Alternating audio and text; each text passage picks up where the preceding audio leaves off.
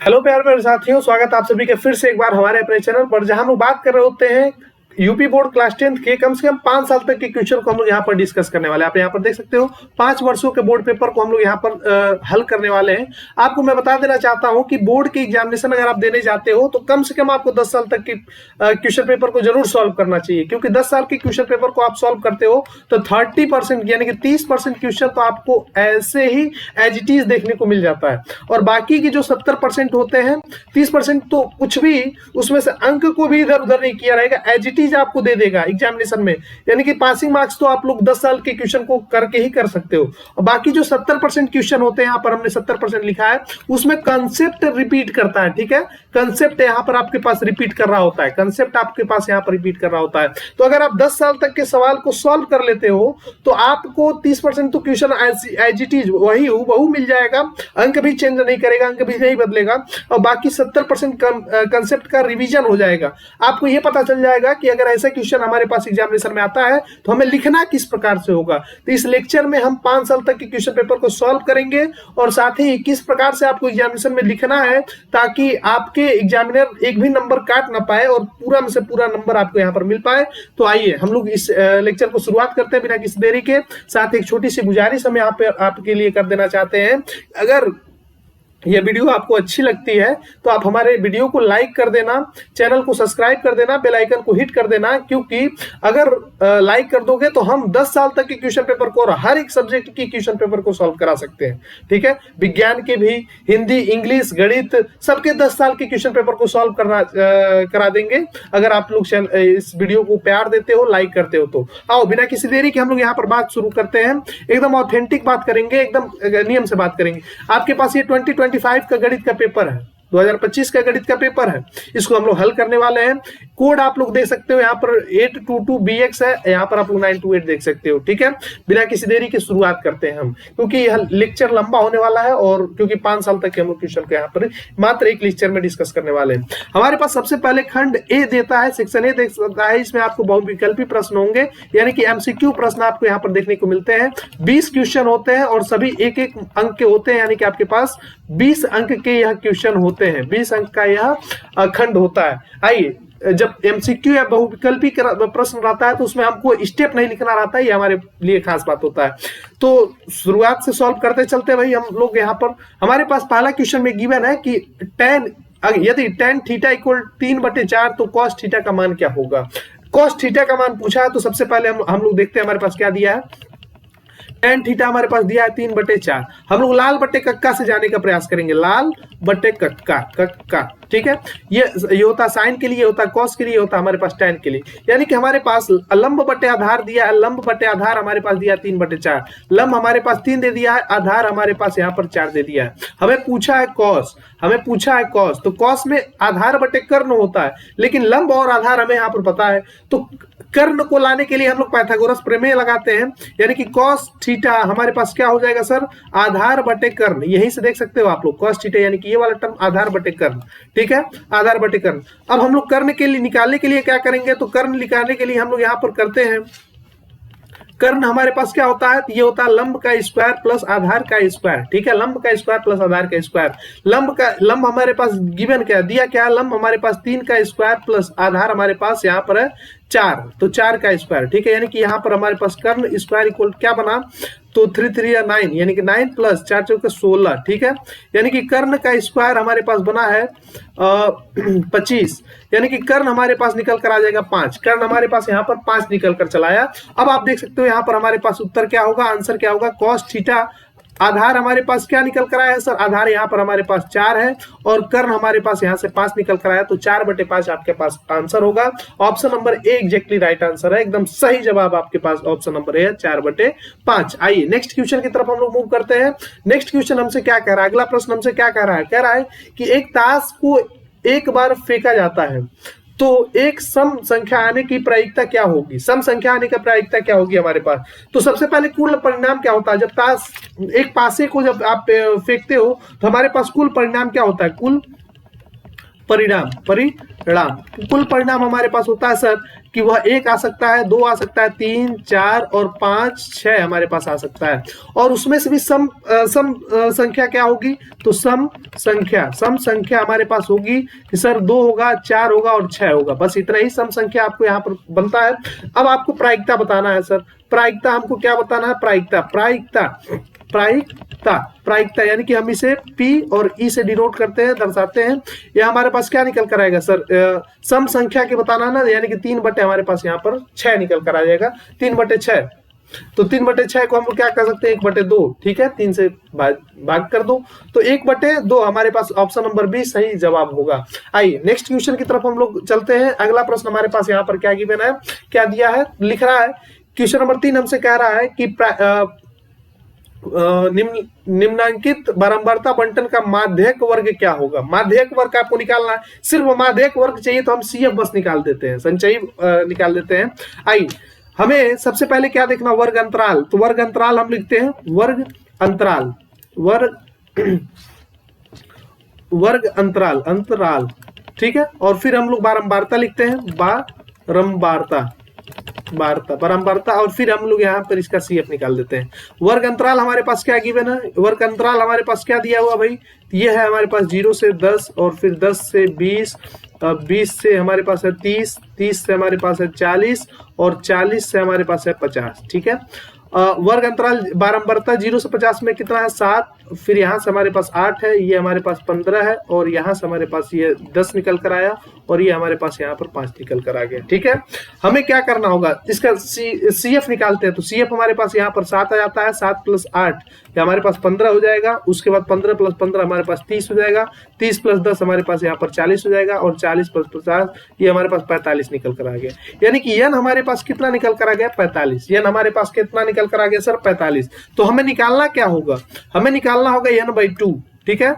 n/2 हमारे पास क्या हो जाएगा, 45/2, यानी कि हमारे पास यहाँ पर निकल कर आएगा 22.5। तो 22.5 आएगा किस अंतराल में, तो आपको इस वाले अंतराल में आएगा 20 से 30 वाले अंतराल में, यानी कि हमारे पास आंसर क्या निकल कर आ जाएगा, ऑप्शन नंबर C एकदम सही जवाब होगा। इस क्वेश्चन के लिए हमारे पास 20 से 30 यानी कि ऑप्शन नंबर C सही जवाब होगा।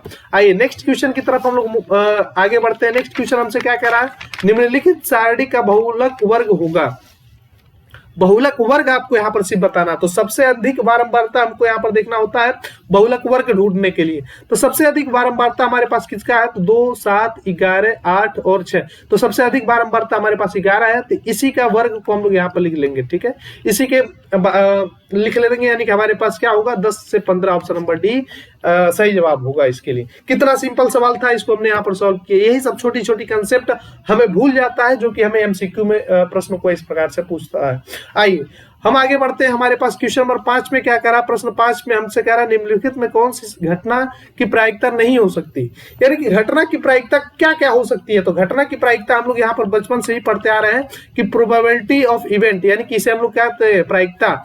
यह हमेशा कितना 0 से 1 के बीच में ही होती है, 0 से 1 के बीच में होती है प्रायिकता होने की घटना, ठीक है। अब आपके पास ऑप्शन ए दिया है 1, तो भाई प्रायिकता 0 से 1 के बीच में है, तो एक तो सही जवाब होगा। -1 0 से 1 के बीच में, यानी अगर हम बात करें प्रायिकता, हाँ 0 से 1 के बीच में, 0 से 1 के बीच में हमारे पास जितने भी होंगे वो सब हमारे पास किस में होंगे, तो वो प्रायिकता है, यानी कि वो प्रायिकता होगा 0 से 1 के बीच में। 1 आ जा रहा है, -1 नहीं आएगा। क्यों नहीं आएगा सर, क्योंकि -1 तो हमारे पास कहीं इधर होगा ना, और हमारे पास होने की प्रायिकता केवल होती है 0 से 1 तक, 0 से 1 के बीच में। तो -1 ही हमारे पास यहाँ पर सही जवाब हो रहा होगा। -1 हमारे पास क्या हो रहा होगा सर, तो सही जवाब हो रहा होगा। -1 हमारे पास यहाँ पर सही जवाब हो रहा होगा। आइए 1/2 भाई 0 के 1 बीच के में आ जा रहा है, इसलिए है, तो होगा नहीं। और 1/3 भी 0 से 1 के बीच में, तो नहीं होने की प्रायिकता हमारे पास हमेशा -1 बनकर आएगी। आगे के सवाल की तरफ हम लोग मूव करते हैं, बढ़ते हैं। हमसे यहाँ पर कह रहा है कि यदि 3 cot A = 4 है, तो 1 - tan square A upon 1 + tan square A का मान क्या होगा। कितना सिंपल सवाल है, थोड़ा सा आपको पेंच को हिलाना पड़ेगा, क्योंकि यहाँ पर आपको पास डायरेक्ट सवाल नहीं पूछा हुआ है। हमारे पास यहाँ पर कहा है कि सर 3 cot A की मान हमारे पास 4 दे दिया है। हम लोग जानते हैं क्या है, लाल बटे कक्का, का, ठीक है। ये होता है हमारे पास साइन के लिए, होता है कॉस के लिए, हमारे पास tan के लिए। तो यहां से अगर आप बात कर, अच्छा अगर कॉट निकालना हो, सेक निकालना हो, कोसेक निकालना हो, तो हमें कक्का बटे लाल का यूज करते हैं ना। अरे इसी अनुपात को उल्टा कर देते हैं तो हमारे पास कॉट का आ जाता है भाई। tan को उल्टा कर देंगे तो हमारे पास कॉट आ जाएगा, कॉस को उल्टा कर देंगे तो सेक आ जाएगा, कोसेक को उल्टा कर देंगे तो साइन हमारे पास आ जाएगा। तो वही बात है, ये होता है हमारे पास कोसेक और ये होता है हमारे पास सेक और ये होता है हमारे पास कॉट के लिए, ठीक है। यहां से आप लोग लाल, हमने यहाँ पर कक्का बटे लाल होगा ना, इसको सही करते हैं लाल, ठीक है। तो इस वाले अनुपात को हम लोग को यहाँ पर यूज करना है। तो देखोगे एक बार जरा, ये कॉट ए हमारे पास क्या निकल कर आया 4/3, इस 3 को तिर्यक गुणा कर दिया हमने सिंपली यहाँ पर।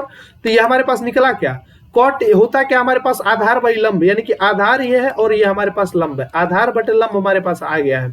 हमें इसकी वैल्यू प्राप्त करनी है, इसकी वैल्यू प्राप्त करनी है। तो जब हमें कॉट की वैल्यू मिल गया है तो हम यहाँ पर tan निकाल सकते हैं। tan ए हमारे पास क्या होगा, अच्छा 1 - tan स्क्वायर, ये तो हमारे पास सेक स्क्वायर बन जा रहा है ना।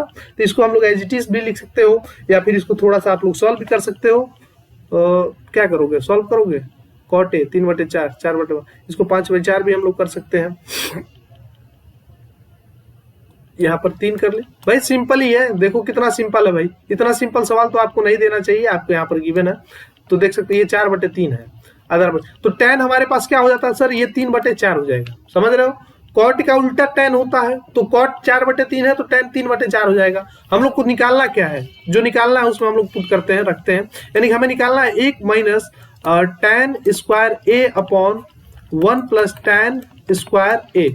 अब इसको देखते हैं हम लोग, 1 - tan स्क्वायर यानी कि 3/4, 3/4 का स्क्वायर अपॉन 1 + 3/4 का होल स्क्वायर। इसको सॉल्व कर लो तो ये हमारे पास क्या निकल कर आएगा, 1 - 9/4 चौके 16, ठीक है, अपॉन 1 + 9/16। एलसीएम लेते हैं हम लोग, तो ये हमारे पास क्या निकल कर आएगा, यहाँ पर क्या था 1 - 9/16 अपॉन 1 + 9/16। यहाँ से हमारे पास निकल कर आ जाएगा 16 - 9 अपॉन 16 अपॉन 10 अपॉन 16। 16 से 16 को कट कर देंगे, यहाँ से क्या आएगा तो ये हो जाएगा 7/10, ठीक है। 7/10 देखेंगे हमारे पास आंसर निकल कर आएगा क्या, कहीं ये 16, यहाँ पर क्या होगा 16 + 9 25 हो जाएगा ना, यहाँ पर हमारे पास ये 25 हो जाएगा। तो 7/25, देखिए 7/25 हमारे पास आंसर है क्या, हाँ 7/25 ऑप्शन नंबर ए यहाँ पर हमारे पास आंसर है। हम आगे बढ़ते हैं, 7वां क्वेश्चन, कितना सिंपल सवाल होगा। 7वां क्वेश्चन आपके पास cos 60 दे दिया है, तो cos 60 डिग्री का मान हमको यहाँ पर पता होना चाहिए कि सर हमारे पास ये होता है 1/2। आपके पास सही जवाब है option number C. Next question हमारे पास क्या कह रहा है कि 1 + cot square theta + 1 + tan square theta का मान क्या होगा। इसका मान हमें यहाँ पर बताना है। तो हमें जानते क्या है, हाँ इसको किस प्रकार से आप सॉल्व करोगे, तो यहाँ पर आप एक बात देखो कि हमारे पास दिया क्या है 1 + cot स्क्वायर थीटा, हमारे पास होता क्या है 1 + cot स्क्वायर थीटा हमारे पास होता है कोसेक स्क्वायर थीटा। फिर हम जानते क्या है 1 + tan स्क्वायर थीटा हमारे पास होता है सर ये सेक स्क्वायर थीटा, ठीक है। ये हो जाएगा हमारे पास अपॉन बटे लगा दो, तो 1 + cot स्क्वायर थीटा हमारे पास cosec square theta upon sec square theta. Cosec square theta को हम लोग लिख क्या सकते हैं, कोसेक स्क्वायर यानी कि 1 अपॉन साइन स्क्वायर थीटा और अपॉन 1 अपॉन और ये सेक स्क्वायर थीटा को हम लोग क्या लिखे 1 अपॉन कॉस स्क्वायर थीटा, ठीक है। अब यहां से अगर आप बात देखो तो आप इसको इस प्रकार से भी लिख सकते हो क्या, हाँ इसको आप इस प्रकार से भी, ये थोड़ा सा हम लोग हटा लेते हैं, एक सेकंड नहीं होगा क्या, हाँ।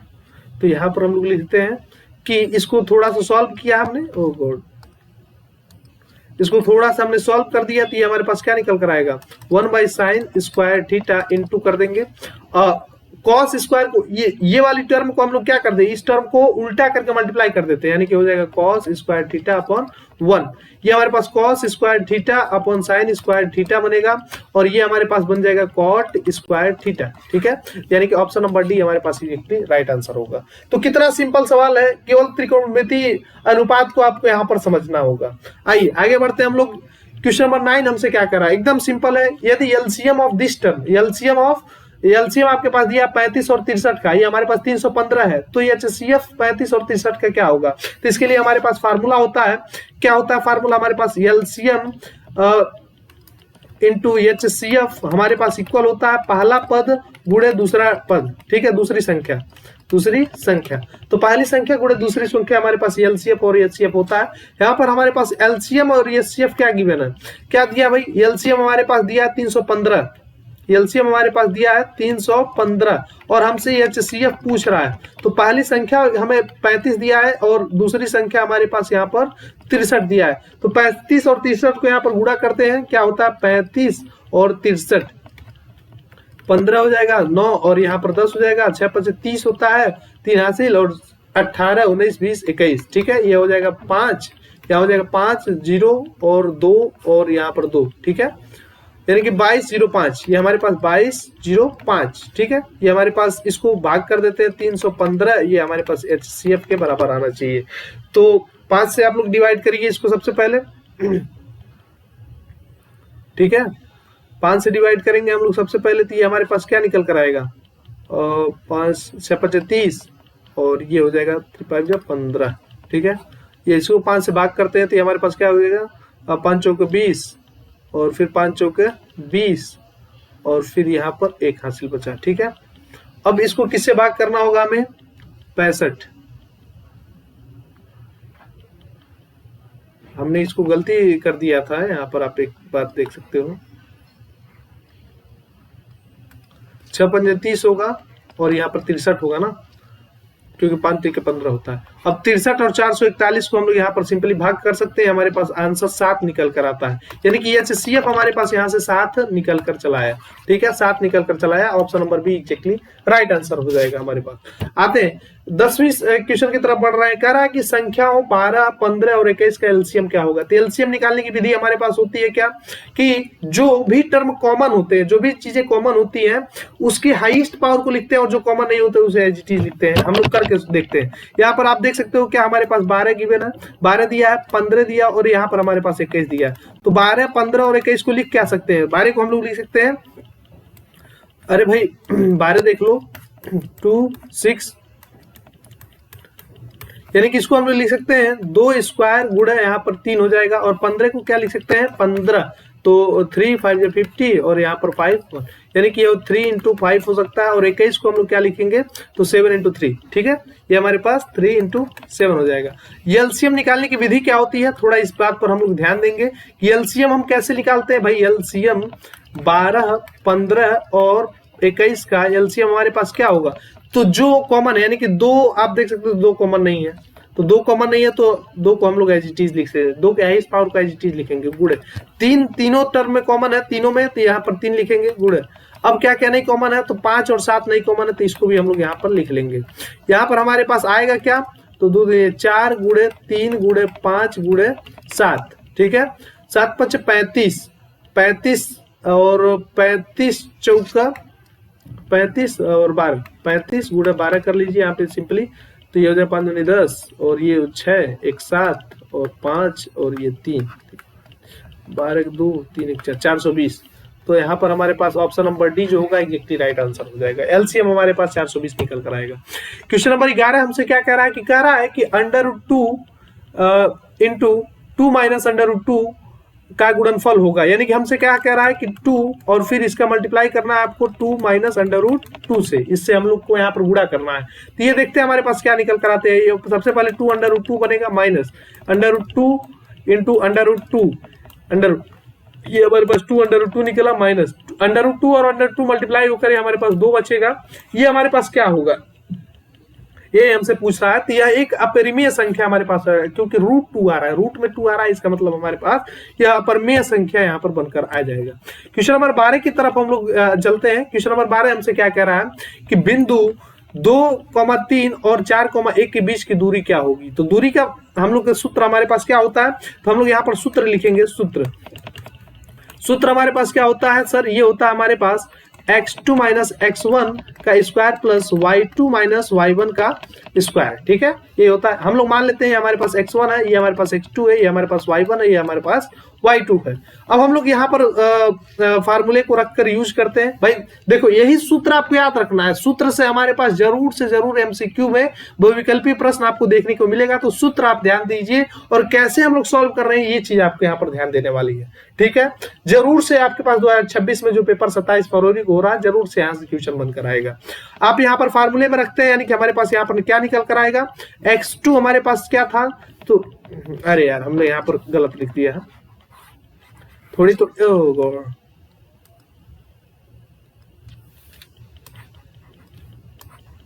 हाँ एक सेकेंड,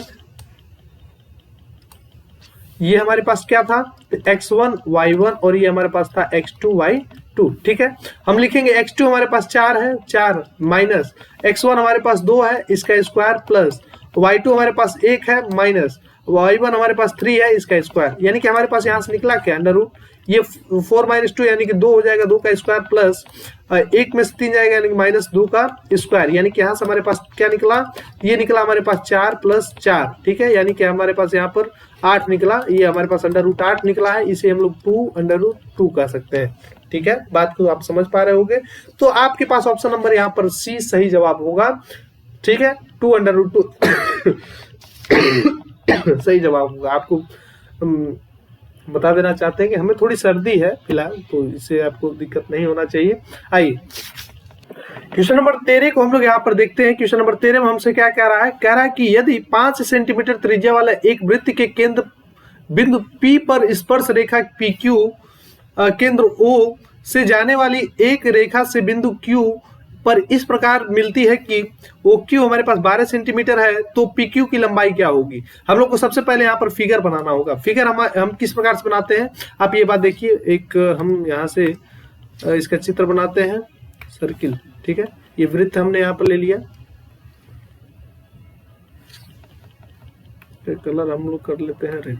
ठीक है, ये वृत्त हो गया मान लेते हैं।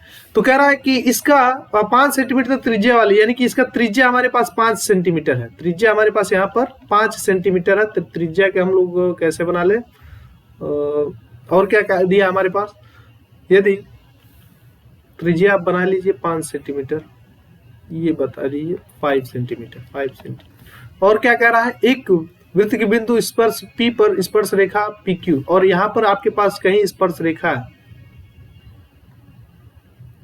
ठीक है, पर स्पर्श रेखा PQ केंद्र O से जाने वाली रेखा एक रेखा से बिंदु Q पर इस प्रकार मिलती है कि वह OQ 12 सेंटीमीटर का हो जाता है, यानी कि ये आपको बताना है। इसको हमने यहाँ पर Q नाम बताया हुआ है, ये Q है और ये 12 सेंटीमीटर है, ये हमारे पास O हो गया और ये हमारे पास स्पर्श रेखा पर पॉइंट P हो गया। एक बार और समझते हैं क्या दिया हमारे पास, यदि 5 सेंटीमीटर त्रिज्या वाले एक वृत्त, ये 5 सेंटीमीटर, OP हमारे पास 5 सेंटीमीटर है, एक वृत्त के बिंदु P पर स्पर्श रेखा PQ, यानी कि बिंदु P पर स्पर्श रेखा, ये हमारे पास PQ एक स्पर्श रेखा है, केंद्र O से जाने वाली एक रेखा से बिंदु Q पर इस प्रकार मिलती है कि OQ की 12 सेंटीमीटर, यानी कि इस बिंदु केंद्र से इस Q बिंदु पर 12 सेंटीमीटर की दूरी हमारे पास यहाँ पर दी हुई है। तो हमें यहाँ पर तो PQ की लंबाई क्या होगी, तो PQ की लंबाई, यानी कि इसकी लंबाई हमसे यहाँ पर पूछ रहा है। आइए बात करते हैं हम लोग इसकी लंबाई किस प्रकार से निकालेंगे। तो वही पाइथागोरस प्रमेय हम लोग यहाँ पर लगाने वाले हैं। हमसे कहता क्या है कि कर्ण का स्क्वायर हमारे पास लंब का स्क्वायर प्लस आधार का स्क्वायर होता है। हमारे पास यहाँ पर कर्ण गिवन है, कर्ण हमारे पास यहाँ पर दिया है, क्या है सर, ये हमारे पास 12 और इसका स्क्वायर, लंब हमारे पास क्या है, तो 5 सेंटीमीटर का स्क्वायर प्लस आधार हमारे पास PQ लिखेंगे हम लोग यहाँ पर। ये हमारे पास क्या हो जाएगा 114 प्लस इक्वल यहाँ पर हमारे पास 25 प्लस PQ, यानी कि हमारे पास यहाँ से PQ लिखना चाहे तो ये क्या होगा 144 ना, 144 माइनस 25। ठीक है, यानी कि हमारे पास ये PQ का स्क्वायर है भाई, ये स्क्वायर ही है, ये वर्ग ही है। तो यहाँ पर ये टर्म हमारे पास क्या निकल कर आएगा, PQ स्क्वायर हमारे पास निकल कर आएगा 119। ठीक है, अरे 14 में से हाँ, और यहाँ पर 3 में हो जाएगा 1। ठीक है, ये और यहाँ से हम लोग अगर PQ लिखना चाहते हैं अंडर रूट 119 निकल कर आएगा, ये अंडर रूट 119, यानी कि ऑप्शन नंबर बी हमारे पास सही जवाब होगा। क्वेश्चन आगे बढ़ते हैं। क्वेश्चन 13 नंबर हमसे क्या कह रहा है, इसको एक बार समझेंगे। चित्र वाली सवाल है, देखकर डरना नहीं है, एकदम आसान सवाल है आपको यहाँ पर मिला, एकदम आसान सवाल हमसे यहाँ पर पूछा हुआ है। हम लोग कैसे देखेंगे, देखा है चित्र में डीई समांतर बीसी है, यानी कि डीई और बीसी हमारे पास समांतर रेखा है। हमारे पास क्या है कि यह डीई है और यह हमारे पास बीसी है, हमारे पास समांतर रेखा है। यदि डीई बराबर 3 सेंटीमीटर और डी से ई ये हमारे पास 3 सेंटीमीटर है, 3 सेंटीमीटर, ठीक है। और डीई एडी हमारे पास 3 सेंटीमीटर है, हमने यहाँ पर थोड़े से मिस्टेक कर दिया। एडी हमारे पास यहां से और यहां से हमारे पास यहां तक 3 सेंटीमीटर है और डीई हमारे पास 4 सेंटीमीटर, ये 4 सेंटीमीटर है, ठीक है। तथा डीबी हमारे पास 1.5 सेंटीमीटर है, डीबी ये हमारे पास कितना है तो 1.5 सेंटीमीटर, यानी कि 1.5, ठीक है, सेंटीमीटर। तो बीसी के माप क्या होगा, बीसी का माप क्या होगा, बीसी यानी कि इसकी माप हमसे पूछ रहा है, इसकी माप हमसे यहाँ पर पूछ रहा है। तो एक चीज हम लोग पढ़ते आए हैं कि अगर दो समांतर रेखा किसी त्रिभुज के दो समांतर रेखा विभाजित करती है तो भुजाओं को विभाजित करती है, तो भुजाओं का अनुपात हमेशा हमारे पास बराबर होता है। या फिर आप इस प्रकार से भी देख सकते हो कि यह ट्रेंगल, यह त्रिभुज ए बी सी, त्रिभुज ए डी ई से क्या होगा, समरूप होगा। क्यों होगा, क्योंकि यहाँ पर पहला ये कोण दोनों ट्रेंगल में हमारे पास दोनों में कॉमन है और यहाँ पर ये वाली एंगल और ये वाली एंगल हमारे पास कॉमन होगा। या फिर इसी को कई बार हम लोग क्या कहते हैं, सिंपली समझो ना यार, एकदम साधारण तरीके से समझो। दो समांतर रेखा यदि किसी त्रिभुज को विभाजित करती हैं तो समांतर रेखा जब त्रिभुज को विभाजित करती है, भुजाओं को विभाजित करती है, तो भुजाओं का अनुपात हमेशा हमारे पास यहाँ पर बराबर होता है। तो सिंपली आपको यहाँ पर समझना होगा, यानी कि जो भी हम बात करेंगे उसमें एडी अपॉन एई, यानी कि यह AD upon DB, DB equal होगा हमारे पास एई अपॉन ईसी के, ठीक है। तो एडी हमारे पास दिया क्या है, एडी हमारे पास क्या दिया है, एडी हमारे पास दिया 3 सेंटीमीटर, एडी हमारे पास दिया 3 सेंटीमीटर, डीबी हमारे पास दिया 1.5 सेंटीमीटर, 1.5, और एई हमारे पास क्या गिवन है, एई क्या दिया भाई, एई हमारे पास यहाँ पर नहीं गिवन है, और ईसी का मान दिया है क्या,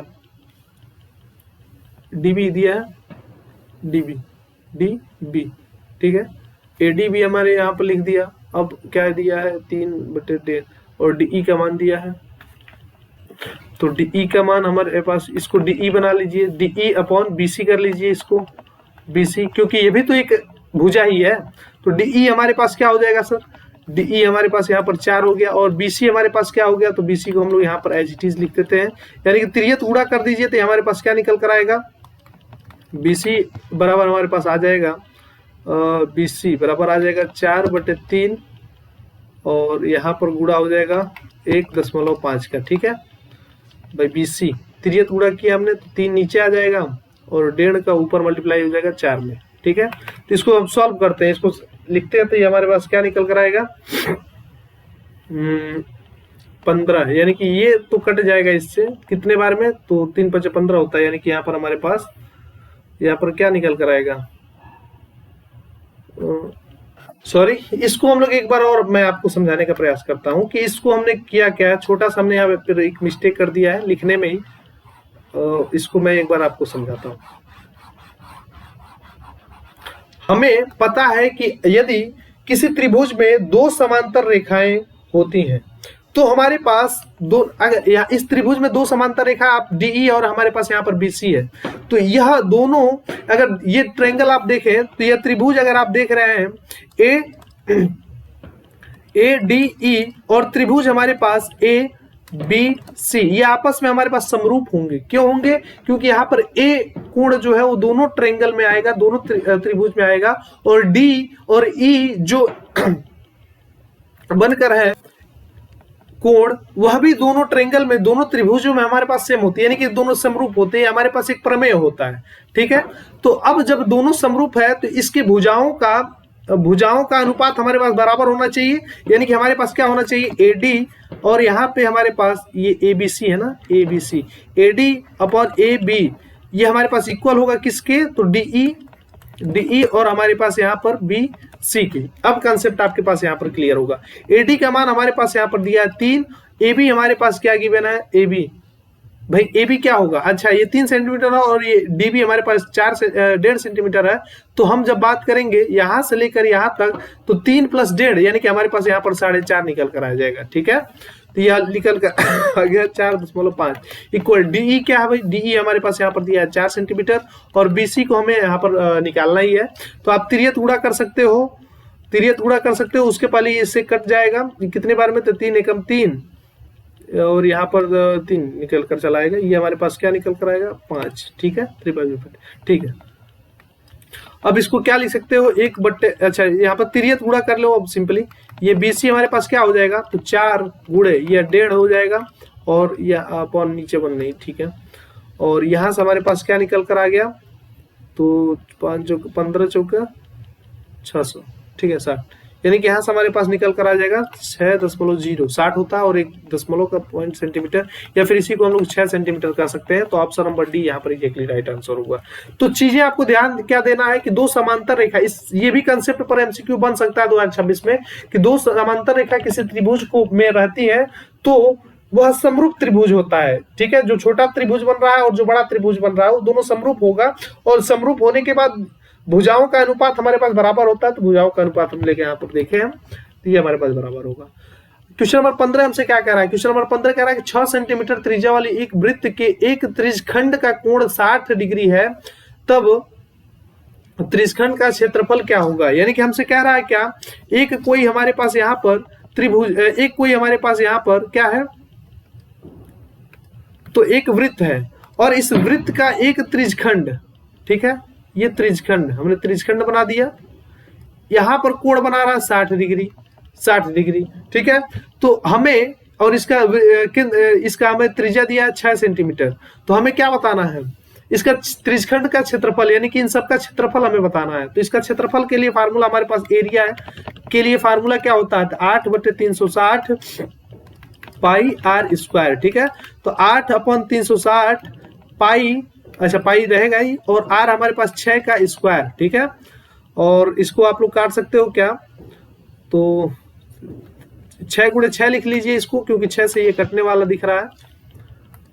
6 स्क्वायर को हम लोग 6 × 6 लिख दिए हैं, ये 6 × 36 और 0, और फिर यहाँ से हमारे पास 10 निकल कर आ गया, ये हमारे पास 8/10। तो यहाँ पर इसका उत्तर हमारे पास 6 सेंटीमीटर स्क्वायर बनकर चला आएगा। आइए नेक्स्ट क्वेश्चन के ऊपर हम लोग चलते हैं। क्वेश्चन नंबर 16 हमसे क्या कह रहा है कि 10 सेंटीमीटर भुजा वाले 2 घनों को संलग्न फलकों को मिलाकर एक ठोस बनाया जाता है। इसे प्राप्त घनाभ का पृष्ठीय क्षेत्रफल आपको ज्ञात करना होगा। पृष्ठीय क्षेत्रफल हमें घनाभ को, यानी कि हमारे पास यहाँ पर 2 क्या निकल कर आए हैं, 2 हमारे पास यहाँ पर 2 घन है, 2 घन है जिसकी भुजाएं हमारे पास 10 सेंटीमीटर है, 10 सेंटीमीटर है। ठीक है, 10 सेंटीमीटर 10 सेंटीमीटर 10 सेंटीमीटर, तो इन दोनों घनों को मिलाकर घनाभ बनाया जाता है। यानी कि यहाँ पर हमारे पास एक घनाभ बना दी। अरे भाई यही वाला घनाभ होता है, इसको मैंने रेक्टेंगल बना दे रहा हूँ, चतुर्भुज बना दे रहा हूँ, उससे कोई मतलब नहीं है। तो यहाँ पर आप देखते हो दोनों जब घनों को मिलाएंगे तो यहाँ पर हमारे पास इसकी जो लंबाई होगी वो बढ़ जा रही है। ये कितना हो जा रही है, 10 + 10, यानी कि हमारे पास 20 हो जाए, लेकिन ऊंचाई हमारे पास केवल 10 रहेगी और चौड़ाई भी हमारे पास केवल 10 रहेगी। हमारे पास केवल लंबाई बढ़ेगी, यानी कि हमारे पास यल जो होगा वो 20 हो जाएगा, लेकिन जो चौड़ाई होगा वो हमारे पास 10 ही रहेगा, और जो हमारे पास ऊंचाई रहेगा वो हमारे पास 10 रहेगा। देखो ना, 2 घन लिए और दोनों घन को मिला दिए तो हमारे पास घनाभ निकल कर चलाएगा। लेकिन इसमें केवल बढ़ा क्या, लेंथ बढ़ा और लंबाई बढ़ा, सिर्फ चौड़ाई तो सेम वही रहेगा और ऊंचाई भी हमारे पास वही रहेगा। इसलिए हमारे पास लंबाई केवल 20 हो जाएगा और ब्रीथ और चौड़ाई, और घनाभ का क्षेत्रफल, घनाभ का क्षेत्रफल हमारे पास क्या निकल कर आएगा, तो 2LB + BH + HL। ठीक है, ये हमारे पास होता है, इसका सूत्र होता है क्या होगा, 2 और ये हो जाएगा 20 × B, हमारे पास 10 हो जाएगा, और प्लस 10 × 10 प्लस 10 × 20, क्योंकि यल हमारे पास 20 है। यहाँ से 2, ये क्या निकलेगा हमारे पास 200 + 100 + 200। ठीक है, यहाँ से हमारे पास क्या निकला 200 + 200 400 + 100 500, यानी कि 2 × 500, यहाँ से हमारे पास 1000 निकल कर चला आया, और चूंकि क्षेत्रफल है इसलिए सेंटीमीटर स्क्वायर होगा, और ऑप्शन नंबर डी आपके पास एग्जैक्टली राइट आंसर होगा। आइए आगे बढ़ते हैं हम लोग क्वेश्चन नंबर 17। क्वेश्चन नंबर 17 हमसे बहुपद वाले सवाल से है। तो कह रहा है एक द्विघात बहुपद हमारे पास दिया है, इसके शून्य के क्या होंगे, तो इसके शून्य को हमको यहाँ पर निकालना होगा। आइए शून्य निकालने के लिए हम लोग यहाँ से क्या कर सकते हैं, शून्य निकालने का हमारे पास सूत्र क्या होता है भाई, देखो हम पहले लिखते हैं, यह हो जाएगा हमारे पास 6x² - 3। अच्छा -3 इसको मानक सूत्र में लिखते हैं, तो यहाँ पर -7x लिखते हैं और यहाँ पर -3, और इसको इक्वेट करते हैं हम लोग 0 का। ठीक है, 0 के बराबर हम लोग करके तभी शून्य निकाल पाते हैं। तो ये हो जाएगा 6। अच्छा अब हमें सोचना क्या है, तो 6 गुणे 3 6 दूनी हमारे 6 त्रिक हमारे पास 18 होगा। अब 18 को इस प्रकार से हमें लिखना होगा कि उन दोनों को जोड़ने पर -7 आए और गुणा करने पर हमारे पास 18 निकल का है। तो आप ऐसे सोच सकते हो, या फिर आप लोग गुणनखंड करके देख सकते हो। तो हमारे पास, हमको तो पता है भाई 9 और 9 और 2, तो 9 2 जा 80 होता है, 9 दूनी 18 होता है, और दोनों को जोड़ोगे तो हमारे पास 7 आएगा। किस प्रकार से, जब हम लोग यहाँ पर -9 लेते हैं और प्लस का 2 लेते हैं, तो हम लोग यहाँ पर क्या करेंगे, 6x² - 9x + 2x - 3 = हमारे पास यहाँ पर 0 निकल कर आ जाएगा। अब यहाँ पर हम देख सकते हैं कि कुछ कॉमन होगा क्या, x तो कॉमन ही होगा, प्लस 3 हमारे पास यहाँ से कॉमन हो सकता है, 3 2x। ठीक है, और यहाँ पर बनेगा हमारे पास 3 3 9। ठीक है, प्लस 1 कर दिया, यहाँ पर 2x - 3 = हमारे पास 0 है। अब यहाँ पर जो कॉमन है यानी कि 2x - 3 को लिखा हमने, और यहाँ पर हम लिखेंगे 3x + 1 और इसे 0 के बराबर कर देंगे। या तो 2x - 3 0 होगा, या तो हमारे पास यहाँ पर 3x + 1 0 हो रहा होगा। और इस केस में हमारे पास x क्या निकल कर आएगा, ये 3 को इधर ले आए तो हमारे पास पक्षांतर किए, तो ये +3 और 2 को यहाँ से भाग कर सकते हैं। इस x के लिए हम लोग यहाँ पर 1 को पक्षांतर करते हैं -1, और फिर यहाँ पर इस 3 को हम लोग यहाँ से भाग कर देते हैं। तो x की 2 संख्याएं हमारे पास निकल कर आई। ठीक है, क्या क्या निकल कर आई, x इक्वल हम लिख सकते हैं 3/2, -1/3। यही हमारे पास आंसर होगा, 3/2, -1/3, यानी कि ऑप्शन नंबर बी हमारे पास यहाँ पर सही जवाब हो रहा है। क्वेश्चन नंबर 18 के ऊपर हम लोग बढ़ते हैं। क्वेश्चन नंबर 18 हमसे क्या कह रहा है, रैखिक समीकरण युग्म, हमारे पास 2 रैखिक समीकरण दिया हुआ है, हलों की संख्या क्या होगी। तो जब भी हमसे हलों की संख्या पूछता है तो उस केस में हम लोग क्या करते हैं, a1 a1 a2 b1 b2 और c1 c2 को हम लोग निकालते हैं। फिर वहां से हमें पता चलेगा कि हमारे पास हलों की संख्या किस प्रकार से और क्या क्या निकल कर आएगी। तो सबसे पहले हम लोग निकालते हैं a1 a2, तो हमारे पास a1 क्या हो जाएगा सर, ये हो जाएगा 4/3। अच्छा मैं यहाँ पर अंकित भी कर देता हूँ, ये हो गया हमारे पास a1, ये हो गया हमारे पास b1, ये हमारे पास हो गया c1, ये हो गया a2, ये हो गया b2, ये हमारे पास हो गया c2। ठीक है, तो a1/a2 यानी कि 4/3 b2, a2 हमारे पास क्या है तो 2। ठीक है, और हम निकालते हैं b1/b2, हमारे पास b1 क्या है, तो b1 हमारे पास है 2 और b2 हमारे पास है सर 3, और हमारे पास c1/c2 हमारे पास निकालेंगे, c1 हमारे पास है सर 8 और c2 हमारे पास है सर यहाँ पर 12। ठीक है, अब इसको थोड़ा सा हल करते हैं, देखते हैं हमारे पास क्या निकल कर आता है। तो 4/2 4/3 और गुणे करके जब लिखते हैं तो इसके नीचे 1 मान लेते हैं, उसको उल्टा कर देते हैं 1/2, यानी कि हो जाएगा 2, ये हमारे पास निकल कर है 2/3। ठीक है, यहाँ से देखते हैं ये हमारे पास 2/3 ही है, और इसको जब हल करते हैं 2 से काटते हैं, 2 चौका 8 और 2 छके 12, 2 से फिर काटते हैं 2 और यहाँ पर 3, यानी कि ये भी हमारे पास 2/3 निकल कर आ गया। तो हमें यहाँ पर दिखा क्या कि a1/a2 बराबर हो गया b1/b2 के, और यह बराबर हो गया c1/c2 के। तो ये हमारे पास संपाती बनता है, संपाती यानी कि इंसिडेंस कोइंसाइड कर जाता है, तो संपाती कहते हैं।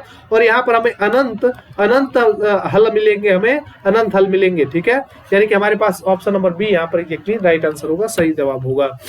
19वां नंबर पे हम लोग यहाँ पर बात करते हैं, करा द्विघात समीकरण हमारे पास इसका विविधकरण आपसे पूछ रहा है। विविधकरण मतलब हमारे पास डी क्या होता है सर, हमारे पास b² - 4ac।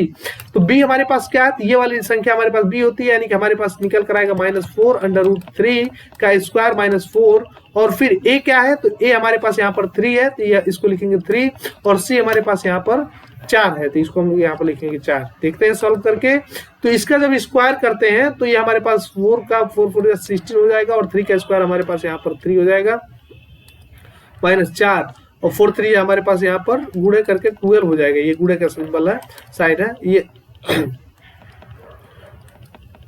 ठीक है, -4 3 12, यानी कि हमारा क्या होगा शून्य आएगा क्या आंसर इसका? इसका आंसर हमारे पास शून्य आएगा, ठीक है, यानी कि ऑप्शन नंबर सी हमारे पास एग्जैक्टली राइट आंसर होगा। क्वेश्चन नंबर 20 के ऊपर हम लोग चलते हैं। 20वें नंबर में हमसे क्या पूछ रहा है, कह रहा है कि एपी हमारे पास यहाँ पर गिवन है। एपी मतलब आपको अरिथमेटिक प्रोग्रेशन, ठीक है। तो एपी हमारे पास गिवन है, ये 3 और 3 प्लस √2, 3 प्लस 2 √2, 3 प्लस 3 √2 का सार्वंतर क्या होगा? तो सार अंतर हम कैसे निकालते हैं? तो इसे ही डी कहते हैं और ये हमारे पास होता है a2 माइनस a1, यानी कि दूसरा पद में से पहले पद को घटा देंगे तो दूसरा पद हमारे पास क्या है? तो दूसरा पद हमारे पास ये हो जाएगा a2 और ये हो जाएगा पहला पद a1। तो a2 हमारे पास क्या निकल कर आया है? तो 3 प्लस √2 माइनस करते a1 हमारे पास यहाँ पर है 3, तो 3 से 3 कैंसिल आउट हो जाएगा, यानी कि डी हमारे पास निकला √2। तो आपके पास √2 यानी कि ऑप्शन नंबर डी यहाँ पर एग्जैक्टली राइट आंसर होगा। तो इस प्रकार से हमने 20 सवालों को देखा। एमसीक्यू इस प्रकार से आपको सॉल्व करना होगा, स्टेप के पीछे नहीं जाना है, डायरेक्ट कंसेप्ट जो होगा उसको लगाना है। 20 एमसीक्यू देखे, 3 एमसीक्यू क्लियर है कि आपको 2026 में देखने को मिलेगा। और दूसरी बात, अगर आपने अभी तक चैनल को सब्सक्राइब नहीं किया तो कर लीजिए, क्योंकि इसी प्रकार से हम लोग विज्ञान का भी, सामाजिक विज्ञान का भी, हिंदी और इंग्लिश सभी का हम लोग यहाँ पर 5 साल तक के क्वेश्चन को सॉल्व कराएंगे। आइए आगे बढ़ते हैं हम लोग। हमारे पास अब खंड ब शुरू होता है, सेक्शन बी से कहते हैं, यह वर्णनात्मक प्रश्न होता है। वर्णनात्मक प्रश्न यह 12 अंक का होता है, ठीक है, 12 अंक का होता है। इसमें 6 क्वेश्चन आपको देखने को मिलेंगे और यह सभी 2-2 नंबर के होंगे। इस प्रकार से आपके 12 अंक होंगे, 12 अंक, ठीक है, 12 अंक आपको मिल रहे होंगे। साथ ही यहाँ पर आपको स्टेप किस प्रकार से लिखना है ये भी आपको ध्यान देना पड़ेगा। स्टेप सही होगा, सटीक होगा, तभी आपको यहाँ पर नंबर मिल रहा होगा। एमसीक्यू में तो डायरेक्ट आपको आंसर लिखना था, लेकिन वर्णनात्मक प्रश्नों में आपको सही स्टेप लिखना है, कैसे लिखना है ये सब हम लोग सिखा रहे होंगे। तो आइए आगे को हम लोग आगे बढ़ते हैं। और ये सवाल जो होता है जिसमें आपको सिद्ध कीजिए कि 6√3 हमारे पास एक अपरिमेय संख्या है। ये इस प्रकार का सवाल हर साल आता है, यानी कि मोस्ट इंपॉर्टेंट है। ये हमारे पास क्या है? मोस्ट IMP, मोस्ट इंपॉर्टेंट हमारे पास ये क्वेश्चन होता है, हर साल आता है, गारंटी। 2 नंबर में यह सवाल आता है। इसको 2 नंबर में किस प्रकार से लिखना हम आपको यहाँ पर सिखा रहे हैं। और साथ ही एक बात मैं आपको बता देना चाहता हूँ कि जो भी बच्चे पूरे वीडियो को देख रहे हैं उनके लिए डिस्क्रिप्शन बॉक्स में हमने इस बोर्ड के PPT को एज इट इज रख दिया है, तो आप वीडियो को देख लेना। डिस्क्रिप्शन बॉक्स में हमारे पास ये पूरा PPT का PDF हमने यहाँ पर डाल दिया है, तो उस PDF का भी आनंद उठाना, यानी कि एक बार वीडियो को देखना और फिर इसके PPT को देखोगे तो हमें 5 साल तक के सभी क्वेश्चन को हमारे पास हल आ जाएगा और जब चाहे तब आप अपने पढ़ सकते हो, उस PPT को, PDF को पढ़ सकते हो, ठीक है। तो इसका क्लास नोट्स भी हम लोग यहाँ पर डिस्क्रिप्शन बॉक्स में डाल देने वाले हैं, तो डिस्क्रिप्शन बॉक्स में जाकर PDF को भी यहाँ पर आप लोग डाउनलोड कर सकते हो। तो देखिए सबसे पहले हमारे पास क्या रहा है, सिद्ध कीजिए कि 6√3 हमारे पास एक अपरिमेय संख्या है।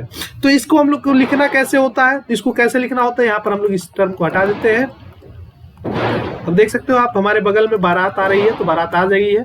और बारात में हम नहीं गए क्योंकि हमें आपको यहाँ पर वीडियो बनाना था, तो वीडियो के लिए हम लोग काम करते हैं। तो आप हमारे लिए तो लाइक, सब्सक्राइब और कमेंट कर सकते हो ना मेरे भाई, तो कर लेना प्लीज। बारात की आवाज आपको सुनाई दे रही होगी हल्का हल्का, समझ रहे हो, गाना चल रहा है। तो हम सबसे पहले सिद्ध कीजिए कि 6√3 एक अपरिमेय संख्या है, तो हमें इसका हल लिखना होता है, ठीक है। हम लोग यहाँ पर सबसे पहले मान लेते हैं, माना कि 6√3 एक परिमेय संख्या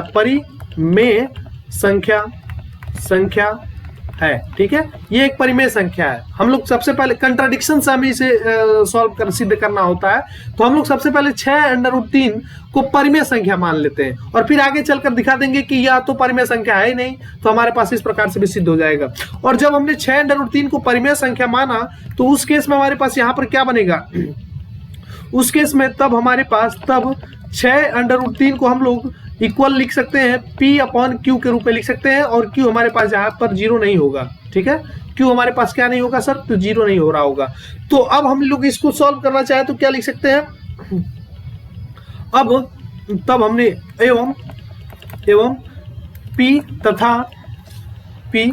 तथा जो क्यूब है वो P तथा क्यूब एक अभाज्य संख्या है। को प्राइम सहभाज्य मतलब उसमें कोई भी उस दोनों का GCD जो होता है SCF हमारे पास 1 आना चाहिए, ठीक है, ये हमारे पास सहभाज्य हो। तब हम लोग √3 को क्या लिख सकते हैं, P अपॉन क्यू और यहाँ पर 6 को हम लोग यहाँ पर तिर्यक गुणा करके आगे लिख दिए हैं। एज इट इज इस प्रकार से आपको लिख के आना होगा और इसे आप लोग कर देते हैं equation number A. Equation number 1 हम लोग यहाँ पर बना दिए। अब समीकरण 1 को आप लोग ध्यान से देखना, अभी तक हमने कुछ किया नहीं है। समीकरण 1 को आप लोग ध्यान से देखेंगे। समीकरण 1 से √3 बराबर है तथा √3 तथा P by Q 1/6 P by Q समीकरण 1 से 3 तथा √P बाई क्यू 1/6 क्या है, दोनों बराबर है और दोनों बराबर है। इसका मतलब हमारे पास क्या हुआ, कहने का एंजॉय किया जाए तो देखो यहाँ पर हमारे पास क्या है, अगर दोनों बराबर है तो ये √3 हमारे पास एक अपरिमेय संख्या होगी, एक अपरिमेय संख्या, और जबकि ये हमारे पास एक परिमेय संख्या है। ठीक है, तो इसी को लिखते हैं हम लोग यहां से। तब हमारे पास ये क्या क्लियर होगा, तब हमारे पास √3 अपरिमेय है, अपरिमेय संख्या है, अपरिमेय संख्या है और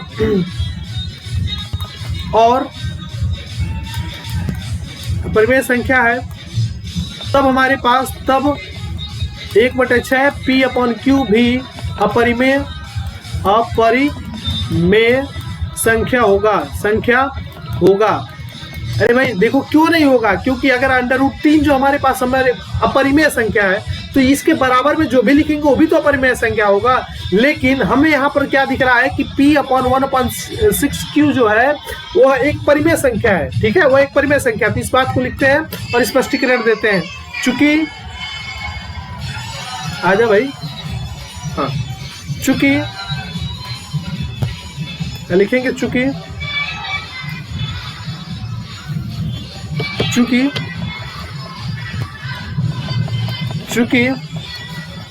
1/6 P अपॉन क्यू अपरिमेय संख्या है, इसलिए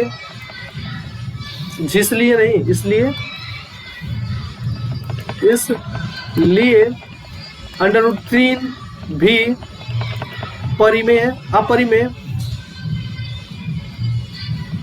या इसको थोड़ा सा आप लोग रिमूव करके लिख सकते हो कुछ इस प्रकार से कि चूंकि 1/6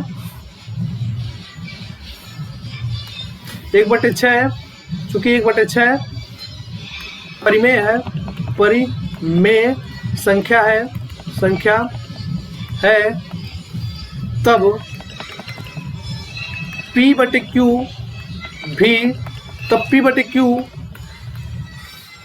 अपरिमेय होगा। क्यों भाई, क्योंकि हम लोग यहाँ पर दिखाए क्या है, यहाँ पर हमने दिखाया है कि √3 एक अपरिमेय संख्या है। ठीक है, √3 एक अपरिमेय संख्या और यह बराबर है 1/6 P/Q के। ठीक है, 1/6 P/Q के बराबर है।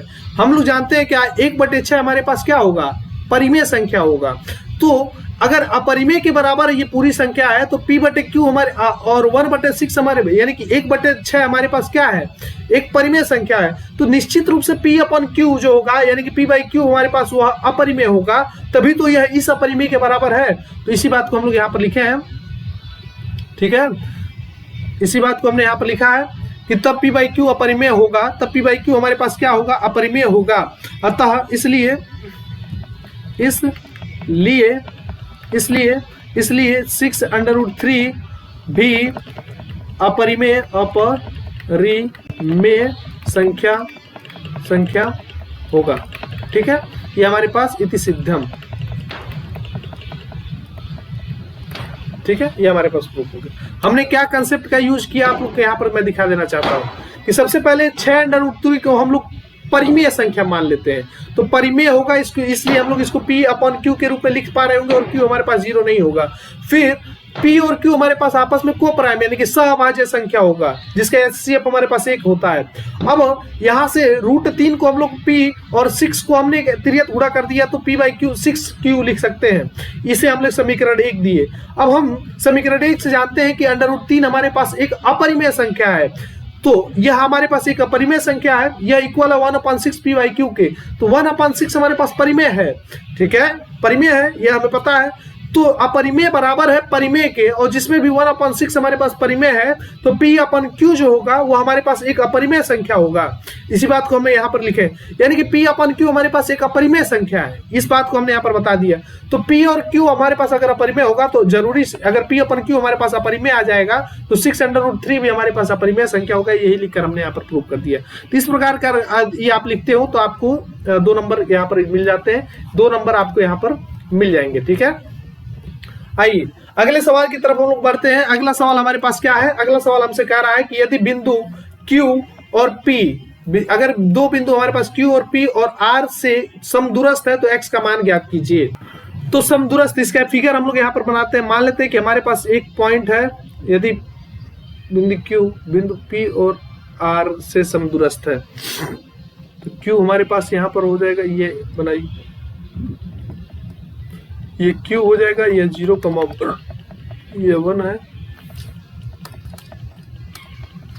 ये हो जाएगा हमारे पास 0,1, ठीक है। और इसे आप लोग मान लीजिए P हमारे पास 5, -3, और यहाँ पर हमारे पास R हो जाएगा, ये हो जाएगा X, 6, ठीक है। और ये कहा समदूरस्थ है, यानी कि इन दोनों की दूरी बराबर है। तो सबसे पहले हमें PQ का सूत्र निकाल, PQ का हमें क्या निकालना है, PQ का दूरी निकाल दीजिए और हमें QR की दूरी निकाल दीजिए, दोनों को बराबर कर दीजिए। तो हमारे पास सूत्र क्या होगा, सूत्र हमारे पास होगा √x2 - x1 का स्क्वायर प्लस y2 - y1 का स्क्वायर, ठीक है। इसी का हम लोग को यूज करना। हम लोग सबसे पहले PQ को निकालते हैं। तो PQ हमारे पास क्या निकल कर आएगा, देखिए इसकी हाइट हम लोग पता कर रहे हैं, तो ये हमारे पास √ बनाएंगे और ये हो जाएगा, इसे मानते हैं x2 और इसे मानते हैं y2 और इसे करते हैं हम लोग x1 और इसे करते हैं y1, ठीक है। अब देखो यहाँ पर ये हो जाएगा हमारे पास x2 यानी कि 5 - 0 का स्क्वायर प्लस -3 - 1 का स्क्वायर, यानी कि PQ इक्वल हमारे पास निकल कर आएगा 5 × 25 यानी कि 525 प्लस 3 और 1 4 होगा और 4 का स्क्वायर हमारे पास 16 हो जाएगा। इसको क्या लिखेंगे, √ 6 11 1 और 3 1 के हमारे पास 4, यानी कि √41 निकल कर आया हमारे पास PQ। इसे हम लोग देते हैं इक्वेशन 1। अब दूसरी बात हम लोग यहाँ से निकालते हैं, क्या वो होगा हमारे पास QR की क्या निकलेगा, यानी कि QR ये हमारे पास निकल कर आएगा √QR, यहाँ पर x - 0 का स्क्वायर प्लस y2 यानी कि 6 - 1 का स्क्वायर, यानी कि यहाँ से हमारे पास निकल कर आया x स्क्वायर प्लस, अब 6 में 1 जगह 5, ये हो जाएगा 5 का स्क्वायर, यानी कि हम लोग QR निकाल रहे हैं भाई, हम लोग यहाँ पर QR निकाल रहे हैं, यानी कि QR हमारे पास क्या निकल कर आया, √x स्क्वायर प्लस 25, ठीक है, x स्क्वायर प्लस 25 हमारे पास निकल कर आया। अब हमारे पास क्वेश्चन में गिवन क्या है, क्वेश्चन में हमारे पास यहाँ पर दिया है कि सर PQ बराबर है QR के, PQ बराबर है QR, इसको इक्वेशन 2 मान लीजिए, इक्वेशन 2 मान लीजिए। PQ QR के बराबर है, ये हमारे पास समदूरस्थ वाले कंडीशन है, तो इसको हम लोग नेक्स्ट पेज पर लेकर सॉल्व कर लेते हैं। यानी कि PQ बराबर है QR के, तो ये हमारे पास क्या निकल कर आया था, 41 था, रूट में 41 इक्वल हमारे पास था √x स्क्वायर प्लस 25। दोनों साइड वर्ग करते हैं, वर्ग करने पर दोनों साइड हमने यहाँ पर वर्ग कर दिया तो हमारे पास यहाँ पर क्या निकल कर आएगा 41 इक्वल x स्क्वायर प्लस 25, यानी कि x square plus 25 minus 41 equal to हमारे पास 0 हो जाएगा, x स्क्वायर माइनस ये माइनस 16 इक्वल टू 0, यानी कि x स्क्वायर इक्वल टू हमारे पास निकल कर आएगा प्लस का 16, x equal two plus minus 4, यानी कि x की वैल्यू हमारे पास प्लस माइनस 4 निकल कर आ जाएगी। यही हमारे पास उत्तर होगा, यही हमारे पास आंसर निकल कर आ जाएगा, ठीक है। x की वैल्यू हमने यहाँ पर फाइंड कर लिया, खोज लिया। हमारे पास क्वेश्चन नंबर 3 गौ क्या दिया है, यहाँ पर हमें अनुपात निकालना है, कॉमन रेशियो में निकालना होता है, सॉरी अनुपात निकालना होता है। तो यहाँ से भी आपके पास सवाल जरूर बनकर आते हैं, तो ये इसके कंसेप्ट को हम लोग यहाँ पर देखेंगे। साथ ही आप देख सकते हो कि मेरी भी थोड़ी तबीयत खराब है और साथ में बगल में बारात है, तो हम आपके लिए इतना मेहनत कर रहे हैं, तो आप केवल सब्सक्राइब बटन पर जाकर एक बार टच करना है, तो आप जरूर से कर लेना मेरे भाई। बहुत मेहनत लगता है, बहुत समय लगता है, और समय भी यहाँ पर आप देख सकते हो 22 हो रहा है, यानी कि हमारे पास 10 बज के 22 मिनट हो रहा है। ठीक है, तो रात भी है काफी और मेहनत भी किया जा रहा है, तबीयत भी खराब है। आपके बोर्ड परीक्षा के मद्देनजर हम लोग काम कर रहे हैं, तो चैनल को सब्सक्राइब जरूर से कर देना। आइए इस क्वेश्चन की तरफ हम लोग सॉल्व करते हैं। तो ये हमसे क्या कह रहा है, हमसे कह रहा है कि वह अनुपात ज्ञात कीजिए जिसमें वाई एच जो है वह बिंदु 5,-6 और -1,-4 को जोड़ने वाली रेखांक खंड को विभाजित करता है। तो इसका एक बार फिगर हम लोग बनाते हैं। ये हम लोग बना दिए इसका फिगर। ठीक है, यहाँ पर हमारे पास हो जाएगा कोई 5,-6 और यहाँ पर हो जाएगा हमारे पास -1,-4। ठीक है, और हमें वाई अक्ष क्या विभाजित कर रहा है, वाई अक्ष विभाजित कर रहा है, यानी कि एक्स हमारे पास 0 होगा। इसलिए हम लोग यहाँ पर क्या लिख सकते हैं कि मान लेते हैं वाई एक्स विभाजित कर रहा है, तो ये हमारे पास क्या नहीं 0 और y। ठीक है, इसका हम लोग यहाँ पर दिशा दिखा दिए 0, y, क्योंकि x y अक्ष विभाजित कर रहा है। x अक्ष विभाजित करता तो उसमें y 0 होता, और x अक्ष विभाजित कर रहा है, इसलिए हमारे पास यहाँ पर x 0 होगा। तो इसको सॉल्व करते हैं। हम लोग कहते हैं, मान लेते हैं, माना y अक्ष का निर्देशांक 0, y है। ठीक है, 0, y है, और माना अनुपात k:1 है। k:1 का मतलब हमने यहाँ पर k और 1 का एक अनुपात अपने तरफ से मान लिया है। अब विभाजन बिंदु का निर्देशांक हमें यहाँ पर निकालना होगा। विभाजन बिंदु का निर्देशांक हमारे पास होगा क्या, विभाजित बिंदु का निर्देशांक हमारे पास 0, y होगा, और ये इक्वल होगा हमारे पास kx2 + 1 x1 अपॉन k + 1, और यहाँ से हमारे पास निकल कर आएगा ky2 + 1 y1 अपॉन k + 1। ठीक है, ये हमारे पास निर्देशांक होगा। अब हमारे पास कंपेयर कर लेते हैं हम इसको सीधे। क्या कर लेते हैं हम यहाँ पर, ये हमारे पास क्या निकल कर आएगा 0, y इक्वल निकल कर आएगा k। x2 हमारे पास क्या गिवन है, x2 हमारे पास यहाँ पर, इसे हम लोग करते हैं x1 y1, और ये हो जाएगा हमारे पास x2 y2। तो x2 हमारे पास है सर -1, हमने यहाँ पर -1 लिखा, प्लस 1। x1 हमारे पास क्या गिवन है, तो x1 हमारे पास है 5 अपॉन k + 1, और यहाँ पर हमारे पास क्या है कि y2 हमारे पास क्या है -4 प्लस y1 हमारे पास क्या है, तो y1 हमारे पास है -6। ठीक है, अपॉन यहाँ पर हो जाएगी k + 1।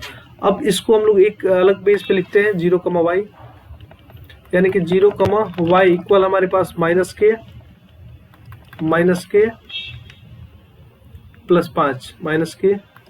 5 अपॉन k + 1, यहाँ पर क्या है -4k, ये -4k प्लस -6, ये -4k प्लस नहीं -6 अपॉन यहाँ पर k + 1। ठीक है, तो ये दोनों आपस में बराबर है, तो हम लोग कंपेयर कर लेते हैं।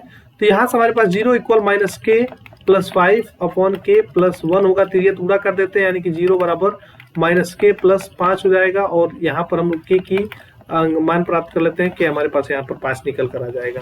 k 5 है, यानी कि अतः हमारे पास अनुपात था हमारे पास क्या है k:1, यानी कि k अनुपात 1 था, तो ये हमारे पास 5:1 आ जाएगा। यही हमारे पास आंसर निकल कर आएगा। ठीक है, ये हमारे पास आंसर है, यही हमें यहाँ पर निकालना था। अगला क्वेश्चन की तरफ हम लोग आगे बढ़ते हैं। अगला क्वेश्चन हमसे कह रहा है सिद्ध करने वाला सवाल है, 2 नंबर के लिए है सवाल, काफी आसान सा है, इसको हम लोग एक बार देखेंगे। कह रहा है क्या, सिद्ध कीजिए √1 - cos theta upon 1 + cos theta, ये हमारे पास cosec theta minus cot theta के बराबर होगा। तो इसको सिद्ध करते हैं हम लोग। सबसे पहले LHS ले लेते हैं, LHS हम लोग यहाँ पर ले लेते हैं। हमारे पास दिया है √1 - cos theta upon 1 + cos theta. हम लोग क्या करते हैं, परिमेयकरण कर देते हैं, क्योंकि यहाँ से हमारे पास कोई फार्मूला बन नहीं रहा है, तो हम लोग यहाँ इसके परिमेयकरण यानी कि 1 - cos theta upon 1 + cos upon 1 plus नहीं ना 1 - 1 कॉस थीटा कर देते हैं। अब यहाँ से आपको एक बात चीज, ये तो वर्ग बन जाएगा, यानी कि इसको हम लोग लिख सकते हैं क्या, under root 1 minus cos theta का होल स्क्वायर अपॉन हमारे पास यहाँ पर क्या बनेगा, ये A square minus B square का फार्मूला बन जाएगा, तो इसे लिखेंगे 1 square minus cos square theta. ठीक है, ये कैसे हमने लिखा, तो सूत्र भी हम लोग यहाँ पर लिख सकते हैं, चूंकि ए स्क्वायर माइनस बी स्क्वायर हमारे पास क्या होता है, ए प्लस बी, और फिर यहाँ पर हमारे पास ए माइनस बी होता है, तो ए प्लस बी और ए माइनस बी था, तो उसको हमने ए स्क्वायर माइनस बी स्क्वायर के रूप में कुछ इस प्रकार से लिख दिया है। ठीक है, अब यहाँ पर एक बात, ये अंडर रूट सब दोनों पे है। अब यहाँ से आप एक बात देख सकते हो क्या, कि अगर हम बात करते हैं तो अंडर रूट, हाँ ये स्क्वायर में है और इसके ऊपर अंडर रूट है, तो स्क्वायर से अंडर रूट हट जाएगा, इसलिए हमारे पास ऊपर बचेगा 1 माइनस कॉस थीटा, और अपॉन में अंडर रूट बचेगा 1 minus cos square, 1 minus cos square, यानी कि 1 माइनस कॉस स्क्वायर थीटा। हमें जानते क्या है, कि हम जानते हैं चूंकि 1 माइनस कॉस स्क्वायर थीटा हमारे पास होता है साइन स्क्वायर थीटा। अरे कैसे, क्योंकि sine square plus cos square हमारे पास 1 होगा, तो 1 माइनस कॉस स्क्वायर हमारे पास साइन स्क्वायर होगा। अब यहां से आप एक बात लिख सकते हो क्या, ये हो जाएगा 1 माइनस कॉस थीटा अपॉन हमारे पास है अंडर रूट, ये हो जाएगा साइन स्क्वायर थीटा। अब देख सकते हो साइन स्क्वायर है और उसके ऊपर अंडर रूट है, इसलिए हमारे पास यहाँ पर ये टर्म बनकर आएगा 1 माइनस कॉस थीटा अपॉन हमारे पास साइन थीटा। ठीक है, इस प्रकार से हमारे पास निकल कर आया 1 माइनस कॉस थीटा, यानी कि 1 माइनस कॉस थीटा अपॉन हमारे पास था साइन थीटा। ये हमारे पास LHS चल रहे थे हम लोग, यानी कि यहाँ से हम लिख सकते हैं 1 minus sine theta minus cos theta upon sine theta, और यहाँ से लिख सकते हैं हम लोग इसे लिख सकते हैं cosec theta minus cos upon sine, यानी कि हमारे पास होता है टैन थीटा, ये होता है हमारे पास टैन थीटा। ठीक है, तो आप देख सकते हैं कि हमने यहाँ पर प्रूफ कर दिया, हमने यहाँ पर सिद्ध कर दिया, काफी आसान था, परिमेयीकरण करना था, परिमेयीकरण किया, और इस वर्ग और स्क्वायर रूट को हमने हटाना था, हमने यहाँ पर सिंपली हटाया और इसको हमने यहाँ पर प्रूफ कर दिया। नेक्स्ट सवाल हमारे पास क्या गिवन है, इसको निकालते हैं हम लोग। तो इस क्वेश्चन को हम लोग यहाँ पर पढ़ते हैं। क्वेश्चन हमारे पास क्या गिवन है, कह रहा है कि त्रिज्या 14 सेंटीमीटर वाले एक वृत्त की एक जीवा केंद्र पर 180 डिग्री का कोण अंतरित करती है, संगत वृत्तखंड का क्षेत्रफल ज्ञात कीजिए। संगत वृत्तखंड आपको बताना होगा, उसके लिए हम लोग यहाँ पर क्या करते हैं, पहले चित्र बना लेते हैं कि यहाँ पर हमारे पास क्या दिया है, ये हमारे पास हो गया वृत्त, इसके कलर हम लोग बदल देते हैं, इसे कर दीजिए पीला। ठीक है, और क्या कह रहा है हमारे पास, एक वृत्त की जीवा केंद्र पर 180 डिग्री का कोण अंतरित करती है। यहां पर हमारे पास कहीं केंद्र है, ये हमारे पास कितना है, तो 180, ये हमारे पास 180 नहीं, इसे 120 बनाइए, 120 होगा, 180 तो मतलब क्या होता है, ये 120 डिग्री होगा, ये 120 होगा, 120, इसी को मैं गलती देख लिया था, ये 120 डिग्री है। हमसे क्या कह रहा है, संगत वृत्तखंड, यानी कि हमारे पास यहाँ पर संगत वृत्तखंड हमारे पास ये होगा, इसका हमें एरिया क्षेत्रफल निकालना है। फिगर से हमें चीजें समझ में आ रही है, वृत्त है, संगत वृत्तखंड का क्षेत्रफल निकालना है, जीवा हमारे पास दिया है, जीवा से केंद्र पर हमारे पास 120 डिग्री का कोण बन रहा है। अब हमें संगत इसका क्या निकालना, क्षेत्रफल निकालना, और हमारे पास त्रिज्या दिया है 14 सेंटीमीटर। बात करते हैं आगे हम, यानी कि हमारे पास आर क्या दिया है, 14 सेंटीमीटर, आर 14 सेंटीमीटर है, थीटा हमारे पास दिया है 120 डिग्री। ठीक है, 120 डिग्री, थीटा हमारे पास 120 डिग्री है। हमें संगत वृत्तखंड के क्षेत्रफल निकालना होता है, तो उसमें हमारे पास फार्मूला एक होता है, उसमें साइन थीटा भी आता है, तो साइन थीटा हम लोग निकालेंगे तो क्या होगा, मैं संगत वृत्तखंड का क्षेत्रफल हमारे पास होगा क्या, तो होगा theta upon 360 pi r square minus 1/2 r square sine square theta, ठीक है। इस प्रकार से हमारे पास होता है। यहाँ पर हमें sign square theta, sine theta निकालना होगा, तो थीटा हमारे पास 120 होगा। तो सबसे पहले हम लोग साइन थीटा को सॉल्व करते हैं यहाँ पर, तो ये हमारे पास निकल कर आएगा। देखिए साइन थीटा की अगर हम बात करते हैं तो ये हमारे पास निकल कर आएगा साइन 120, और इसको हम लोग क्या लिख सकते हैं, तो साइन 90 प्लस क्या करेंगे 90 प्लस 30, ठीक है। अब हम जानते क्या है कि साइन 90 प्लस थीटा हमारे पास क्या होता है, सूत्र हमारे पास होता है एक सूत्र, साइन 90 प्लस थीटा हमारे पास होता है कॉस थीटा, ठीक है। ये हमारे पास कॉस थीटा होता है, इसलिए हमारे पास ये जो होगा साइन 90 प्लस 30 ये हो जाएगा कॉस 30, ठीक है, कॉस 30।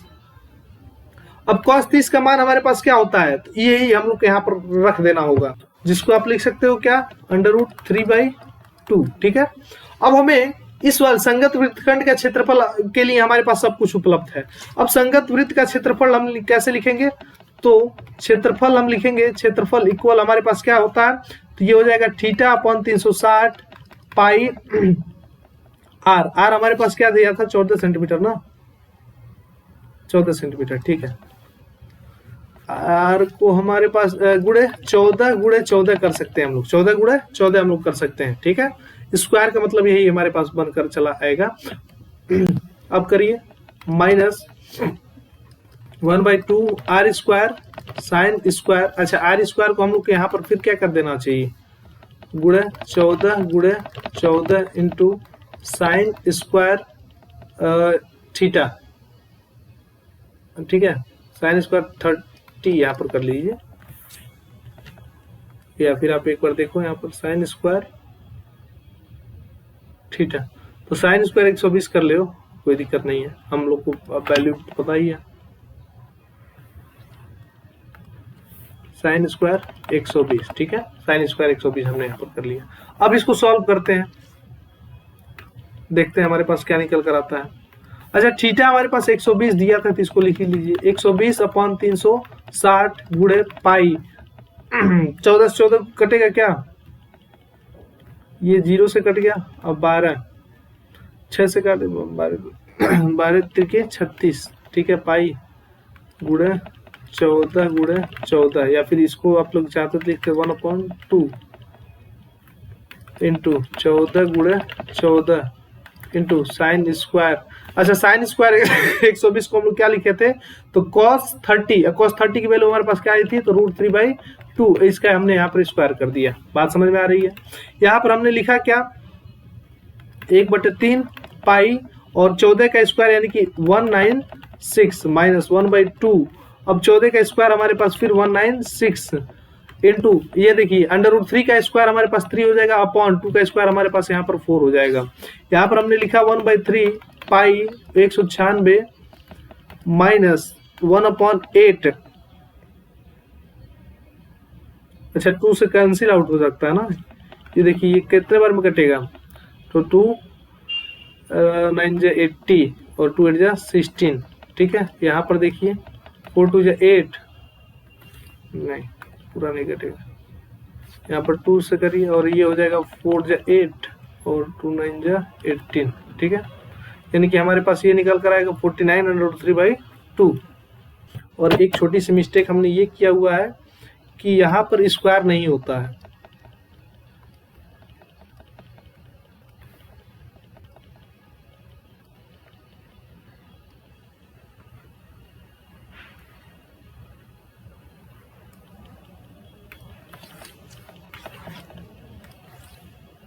इसको लिखते हैं माइनस 1/2 गुणे ये 14 गुणे 14 इंटू √3/2, ठीक है।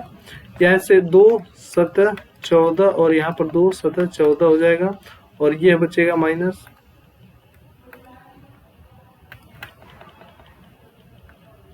हाँ ये हो जाएगा 49 और यहाँ पर √3, ठीक है।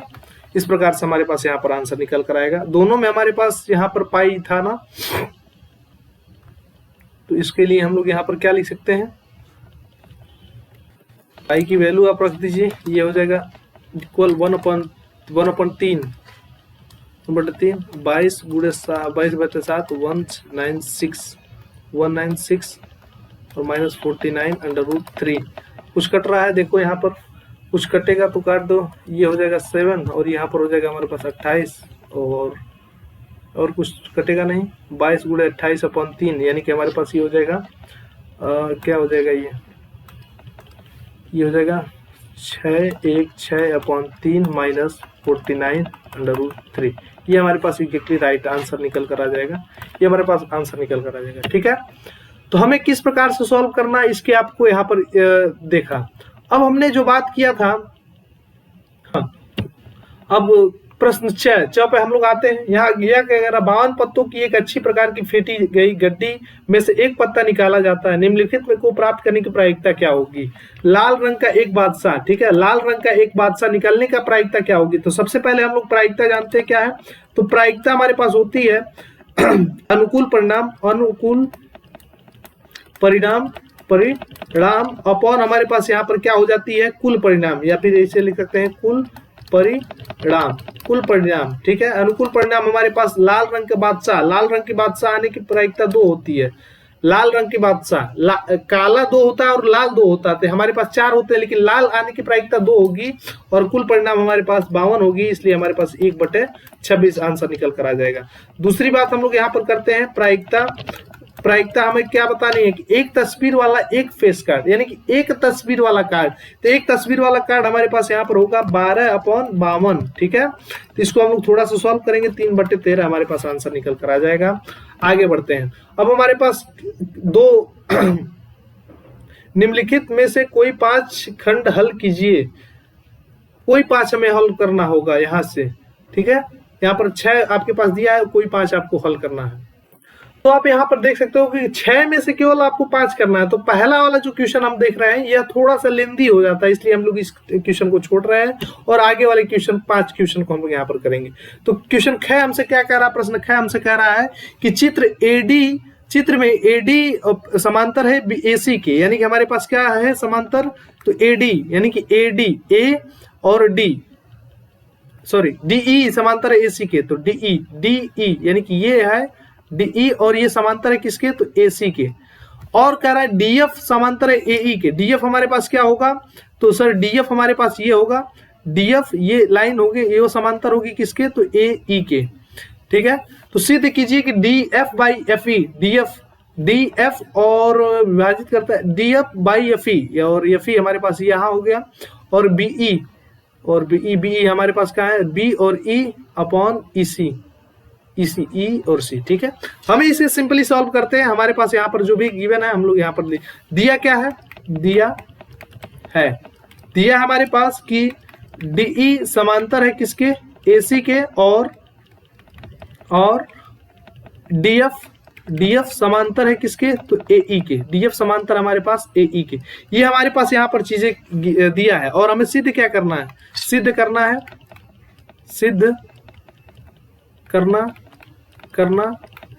करना है हमारे पास कि BF/FE ये इक्वल होगा हमारे पास BE/EC के। ठीक है, ये हमें सिद्ध करना है। तो आइए हम सिद्ध करते हैं हम लोग क्या लिखेंगे। सबसे पहले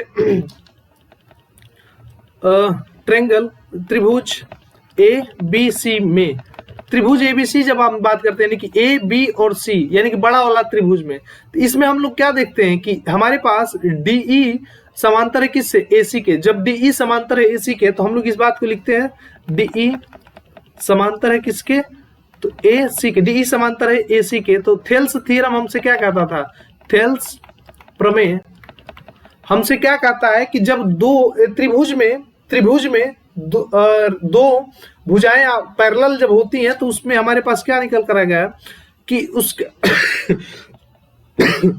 यानी कि अब भुजाओं का अनुपात जो होगा वो भी बराबर हो गया, यानी कि हमारे पास यहां से क्या निकल कर आने वाला है, ये इंप्लाई हमसे करेगा, ये कहेगा हमसे कि BD/DA ये हमारे पास बराबर होगा BE/EC के। BD/DA हमारे पास BE/EC के बराबर होगा। BD/DA हमारे पास BE और EC के बराबर होगा। आप देख सकते हो क्या BD और DA हमारे पास BE और EC के बराबर होगा। तो ये हम लोग कैसे कर दिए हैं, तो ये थेल्स थ्योरम से हम लोग यहाँ पर बात कर दिए हैं। अब छोटे वाले ट्रायंगल को देखेंगे, तो छोटे वाले ट्रायंगल में पुनः त्रिभुज ABE में, त्रिभुज ABE में हम लोग क्या जानते हैं कि DF हमारे पास समांतर है किसके, तो AE के। तो अब हम लोग DF समांतर है AE के, DF D और F समांतर है AE के, हम लोग क्या कर सकते हैं, BD बाई DA हमारे पास BF बाई EF होगा कि नहीं होगा, बिल्कुल होगा थेल्स प्रमेय से। तो यहां से हम कह सकते हैं क्या, BD बाई DA हमारे पास BF बाई FE के बराबर होगा। इसे हम लोग इक्वेशन 2 कह सकते हैं, समीकरण 2 कह सकते हैं। इसे हम लोग को समीकरण 1 कह देना चाहिए। अब यहां से देख सकते हो क्या, BD और DA बराबर है BE और EC के, और यहां पर भी आपके पास BD बाई DA हमारे पास बराबर है BF बाई FE के। यानी कि हम लोग यहां से हम लोग कह सकते हैं समीकरण 1 एवं 2 से, समीकरण 1 और 2 से हम लोग क्या कर सकते हैं कि BF अपॉन FE हमारे पास बराबर होगा BE अपॉन EC के, BE अपॉन EC के, और यही हमें सिद्ध करना था और हमने यहाँ पर प्रूव कर दिया। ठीक है, BE अपॉन EC के हमने यहाँ पर इस चीज को प्रूव कर दिया। यहाँ से हमें कितना नंबर मिल चुका है, 2 नंबर हमें यहाँ पर मिल चुका है, सॉरी 4 नंबर मिल चुका है। क्वेश्चन ग को हमको यहाँ पर देखना है। यहाँ पर हमसे कह रहा है कि किसी एपी में प्रथम 9 पदों का योग 81 है और प्रथम 17 पदों का योग 289 है, तो उसका प्रथम पद और सार्वंतर ज्ञात कीजिए। तो आइए, काफी आसान सा सवाल है, एकदम नॉर्मल सा सवाल है, इसको हम लोग करते हैं। एपी में प्रथम 9 पदों का योग, 9 पदों का योग। सबसे पहले तो हम लोग सूत्र लिख देते हैं भाई, हमारे पास क्या होता है n/2 2a plus n-1 D। ठीक है, ये हमारे पास यहाँ पर सूत्र होता है, इसी का यूज करना, हमें यहाँ पर इसी का प्रयोग करना होगा। आइए, हमारे पास यस 9 दिया है 81, ठीक है, और हमारे पास क्या दिया है कि यस 17। पहले इसी को हम लोग सॉल्व कर दिया। यस 9 यानी कि सम ऑफ, हमें 9 पदों का योग हमारे पास 81 दे दिया है, तो अब हम कैसे करेंगे, यानी कि 9/2 प्लस 2a प्लस n-1 यानी कि n-1 और D। ठीक है, ये चीज हमें 81 दिया है। यहां से हम लोग क्या करेंगे, ये हमारे पास क्या होगा, ये होगा 9/2 प्लस ये हो जाएगा 2a प्लस 9 में से जाएगा तो 8D, और ये 81 के बराबर है। 2 हम लोग यहां से कॉमन ले सकते हैं,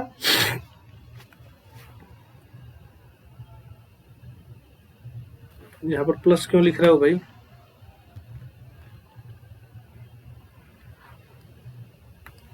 यहाँ पर दोनों गुणे में होता है ना, ये यहाँ पर गुणे में होता।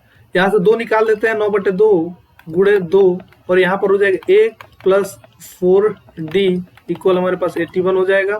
2 से 2 काट दिए हमने, यहाँ पर बचा 9 और यहाँ पर बचा a प्लस 4D इक्वल हो गया हमारे पास 81, और 9 81, यानी कि यहाँ से हमारे पास निकला क्या, समीकरण 1 बनेगा हमारे पास a प्लस 4D बराबर 9। ठीक है, इसे हम लोग समीकरण 1 कह दिए। अब आते हैं दूसरी तरफ। हमारे पास क्या दिया था, हमारे पास दिया था कि 17 पदों का योग 289 है, यानी कि 17 पदों का योग, यस 17 हमारे पास 2, 8 और 9 है, यानी कि यहाँ पर हमारे पास n/2 और यहाँ पर 2a प्लस 17 माइनस 1D ये बराबर है 289 के, यानी कि यहाँ पर ये 17 है ना, इसको देखते हैं हम लोग। तो ये 17/2 और यहाँ से हमने ये लिखा हमारे पास 2a प्लस ये क्या हो जाएगा 16D, यह बराबर होगा 289 के, और यहाँ से 17/2 और यहाँ से हमने 2 अगर निकाल दिया तो यहाँ पर बचेगा a प्लस 8D, ये इक्वल होगा 289 के। 2 से 2 कैंसिल आउट हो गया, और यह 17 से कै बार में जाएगा, 17 दूनी 17 28 और 19, यानी कि यहाँ पर हमारे पास कट के क्या आएगा 17 बार में जाएगा, यानी कि a प्लस 8D हमारे पास कितना निकला 17, a प्लस 8D हमारे पास 17 निकला। इसे हम लोग समीकरण 2 कर देते हैं, ये हमारे पास समीकरण 2 होगा। तो समीकरण 1 और 2 से हमारे पास क्या निकल कर आएगा, समीकरण 1 हमसे क्या करा था, समीकरण 1 और 2 से, समीकरण ए हमसे कह रहा था कि a प्लस 4d हमारे पास 9 होगा, और समीकरण बी हम a प्लस 8d हमारे पास 17 होगा। अब दोनों को अगर यहाँ पर माइनस करते हैं, ये माइनस और यहाँ पर माइनस, तो ये हमारे पास कैंसिल आउट हो जाएगा। ये हमारे पास क्या बनेगा, -4d बराबर होगा माइनस 10 जाएगा तो 16 बचेगा, सॉरी 17 में 10 जाएगा तो 7 बचेगा, 9 जाएगा तो हमारे पास यहाँ पर 8 बच जाएगा, और ये माइनस से माइनस कैंसिल आउट हो जाएगा, और 4 दूनी 8 हो जाएगा। डी का मान हमारे पास यहाँ पर 2 निकल कर चला है। तो डी का मान हमारे पास यहाँ पर क्या निकला है, 2। और जब डी का मान निकल गया है 2, यानी कि सार्वंतर, ये हमारे पास क्या है, तो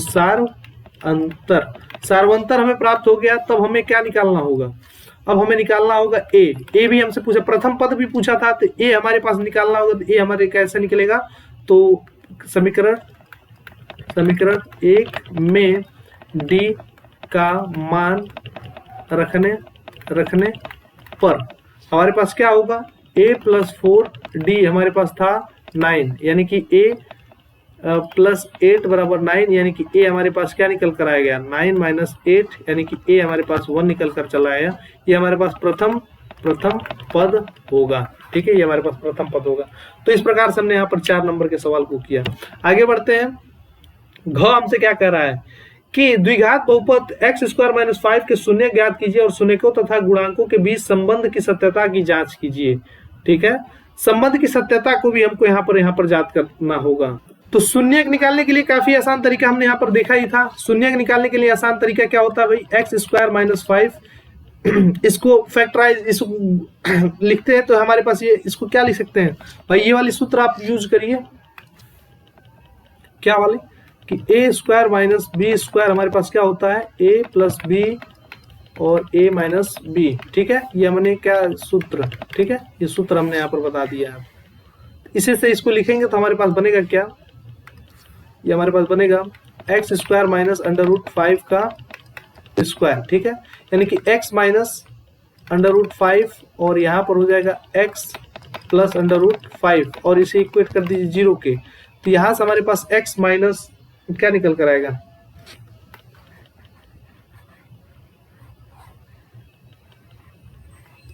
ये आप एक स्टेप बढ़ा सकते हैं, यहाँ पर लिख सकते हैं शून्यांक के लिए शून्यांक के लिए हम लोग यहाँ पर सिंपली छोड़ सकते हैं। शून्यांक के लिए हम लोग क्या लिखेंगे इस चीज को, कि x माइनस √5 और x प्लस √5 इसको बराबर कर देते हैं शून्य के। तो यहाँ से हमारे पास क्या निकल आएगा, x माइनस √5 ये 0 होगा, या फिर हमारे पास x प्लस √5 ये हमारे पास 0 होगा। अगर ऐसा होता तो x की बात हमारे पास √5 हो जाएगी, और ऐसा होता तो x की मान हमारे पास √-5 होगी। तो x की 2 मान हमारे पास मिल गया, और √5 और √-5। अब शून्यांकों की जांच हम कैसे करते हैं, तो शून्यांकों की जांच हम लोग कैसे करते हैं भाई, तो शून्यांकों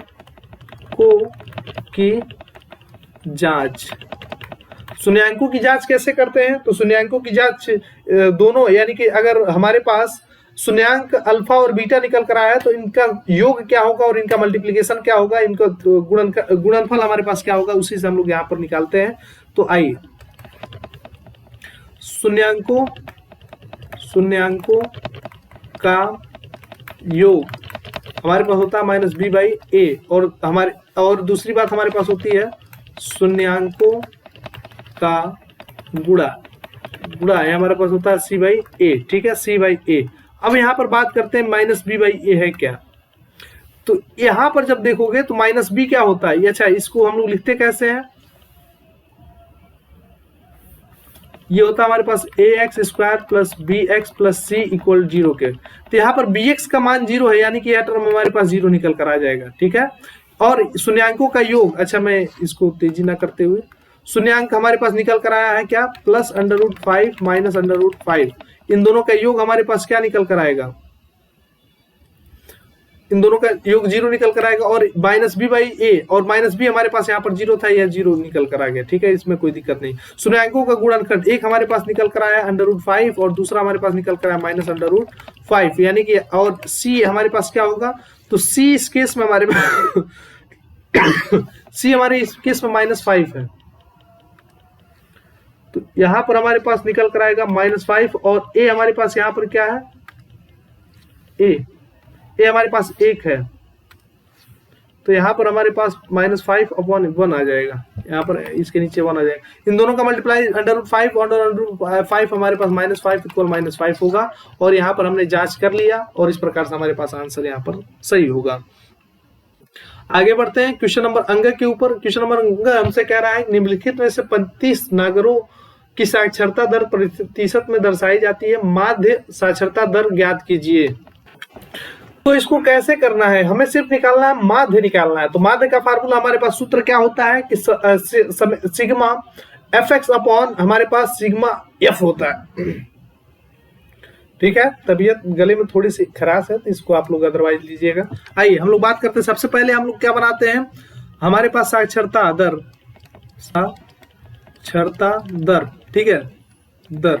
और दूसरी बात हमें यहाँ पर निकलना है क्या, 45 से 55 है, और यहाँ पर हमारे पास 55 से 65 है, और 65 से 75 है, 75 से 85 है, और 85 से 95 है। ठीक है, अब हमें यहाँ पर x निकालना होगा, ये हमारे पास चर होगा। x चर हमारे पास क्या होता है, तो जो भी हमारे पास यहाँ पर दिया है प्रतिशत, 45 + 55 भागा 2 हम लोग करेंगे, यानी 45 + 55 110 भागा 2 हमारे पास 100, 45 + 55 100 और भागा 2 हमारे पास यहाँ पर 50 होगा। और इस प्रकार से 55 + 110 55 + 65 ये हमारे पास 120 होगा, और भागा 2 यानी कि हमारे पास 60 होगा। तो यहाँ पर 60 होगा, और इसी प्रकार से यहाँ पर 70 होगा, 80 होगा, और यहाँ पर हमारे पास 90 हो रहा होगा। इसको जोड़कर, यानी कि दोनों को जोड़कर और 2 से भाग करना होगा, तो x हमारे पास। अब फिर हमें बारंबारता, यानी कि बारंबारता हमें दिया है क्या, तो 3, इसके लिए 3 है, इसके लिए हमारे पास 10 है, और इसके लिए हमारे पास 11 है, इसके लिए हमारे पास 8 है, और इसके लिए हमारे पास यहाँ पर 3 दिया है। अब हमें सिंपली f(x) निकालना है। तो f(x) यानी कि f हमारे पास है और x, इन दोनों का गुणा कर देंगे, तो 50 × 3 यानी कि हमारे पास 150, 10 × 60 है हमारे पास, ये 150 हो गया, और 10 × 60 हमारे पास 600, 11 × 70 80 × 8 64 यानी कि 640, और यहाँ पर हमारे पास 90 यानी कि 270। ठीक है, यहाँ से हमें मिला क्या, यन हमारे पास क्या निकल कर आ गया, यन हमारे पास निकल कर आ गया। इसको हम सम कर लेते हैं, इसको सबका योग कर लेते हैं, तो यहाँ पर हम देखेंगे हमारे पास बचेगा क्या।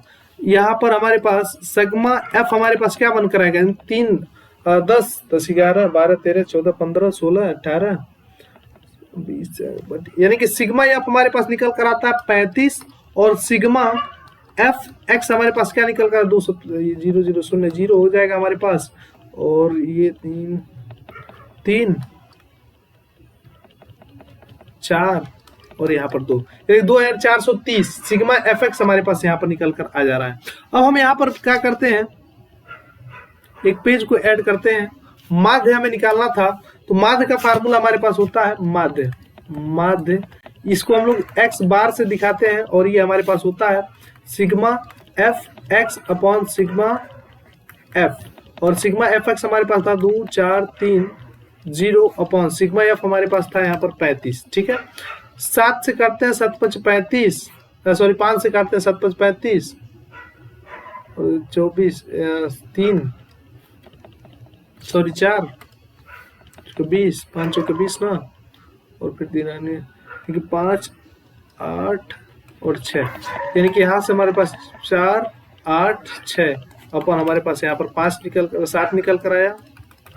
7 5 35 होता है ना, 7 5 35, यहाँ पर हमारे पास क्या है 7 है, यहाँ हमारे पास 7 है, और इक्वल। अब 7 से भाग करेंगे, यानी कि 4 8 6 4 8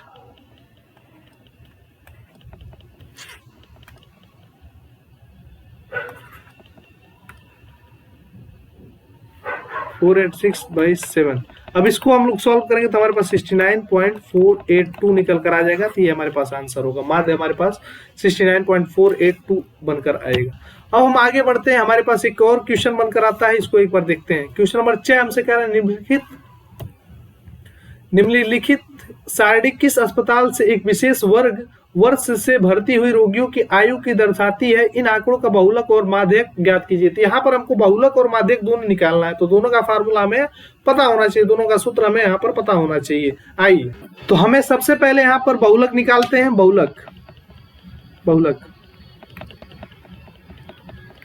बहुलक निकालने के लिए सबसे पहले इस आंकड़े को बनाते हैं हम लोग। यहाँ पर लिखा है आयु,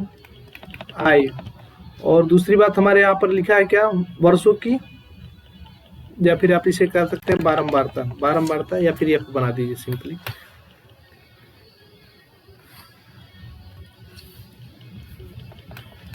आयु और यहाँ पर एफ बना। आयु हमारे पास 5 से 15, 15 से 25, 25 से 35, 35 से 45, 45 से 55 और 55 से हमारे पास यहाँ पर 65, ठीक है। और ये हमारे पास है 6, इस केस में हमारे पास 11, इस केस में हमारे पास 21, और यहाँ पर हमारे पास 23, और यहाँ पर हमारे पास 14, और यहाँ पर हमारे पास 5। अब हमें बहुलक निकालना है ना। बहुलक के लिए हमें सबसे अधिक बारंबारता देखना होगा। तो सबसे अधिक बारंबारता हमारे पास यहाँ पर है, सबसे अधिक बारंबारता। तो इसे हम लोग क्या कहते हैं? सबसे अधिक बारंबारता को हम लोग F1 कहते हैं, इसके ऊपर वाले को हम लोग F0 कहते हैं, और इसके नीचे वाले को हम लोग यहाँ पर क्या कहते हैं? F2, ठीक है। बारंबारता से सबसे अधिक जिसका होगा उसे हम लोग कहेंगे F1, उसके ऊपर F0 और उसके नीचे हम लोग कहेंगे F2। और साथ ही इसके क्लास को भी नोट करेंगे, यानी कि ये इसको भी आयु वर्ग को भी हम लोग देखेंगे। ये 35 से 45 हमारे पास निकल कर आ रहा है। तो इसका मतलब हमारे पास क्या हुआ? 35 हमारे पास L1 हो गया, यानी कि जो हमें प्राप्त है उसको लिखते हैं। L1 हमारे पास निकल कर आ गया 35, L2 हमारे पास निकल कर आ गया 45, F0 हमारे पास निकल कर आ गया 21, और F1 हमारे पास निकल कर आ गया 23, और F2 हमारे पास निकल कर आ गया 14। यानी कि हमें इतनी चीजें मिल चुकी हैं। अब हम लोग यहाँ से बहुलक निकालेंगे, फार्मूला यूज करेंगे बहुलक। कैसे? तो बहुलक होता क्या है? तो ये होता हमारे पास L plus F1 plus F2 upon 2F1 minus F0 minus F1 into H, ठीक है। ये हमारे पास फार्मूला होता है।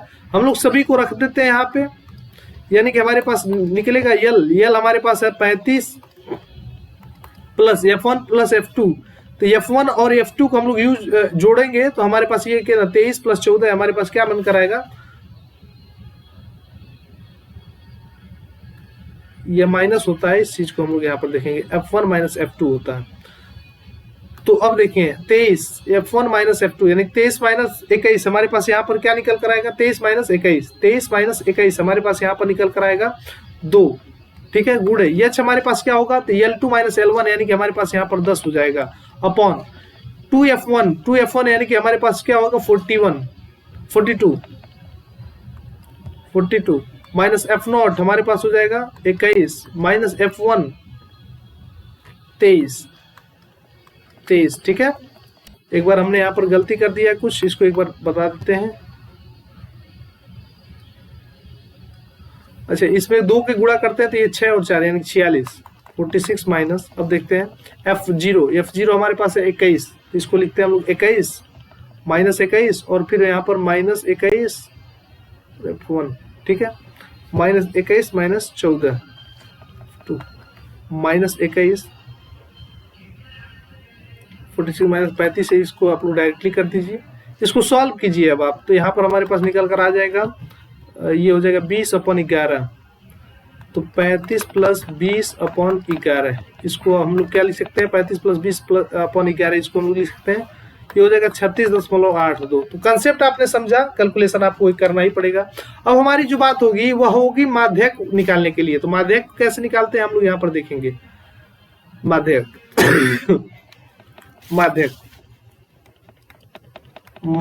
इसमें हमको संचयी बारंबारता निकालना होता है। तो सबसे पहले हम फिगर बना लेते हैं। सबसे पहले था 5 और 15 से 25 था, 25 से 35 था, और 35 से 45 था, 45 से 55 था, और 55 से हमारे पास 65 था।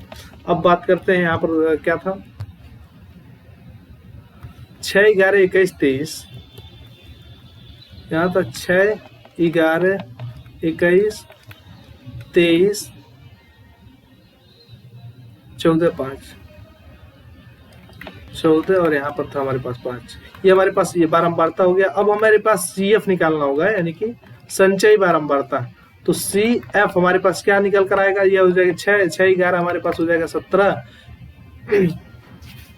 ये हो जाएगा हमारे पास 38, ये हो जाएगा 61, एकदम 5 और 6, 1, 7, 75 और यहाँ हो जाएगा हमारे पास 80। ठीक है, ये CF हमने यहाँ पर निकाल दिया।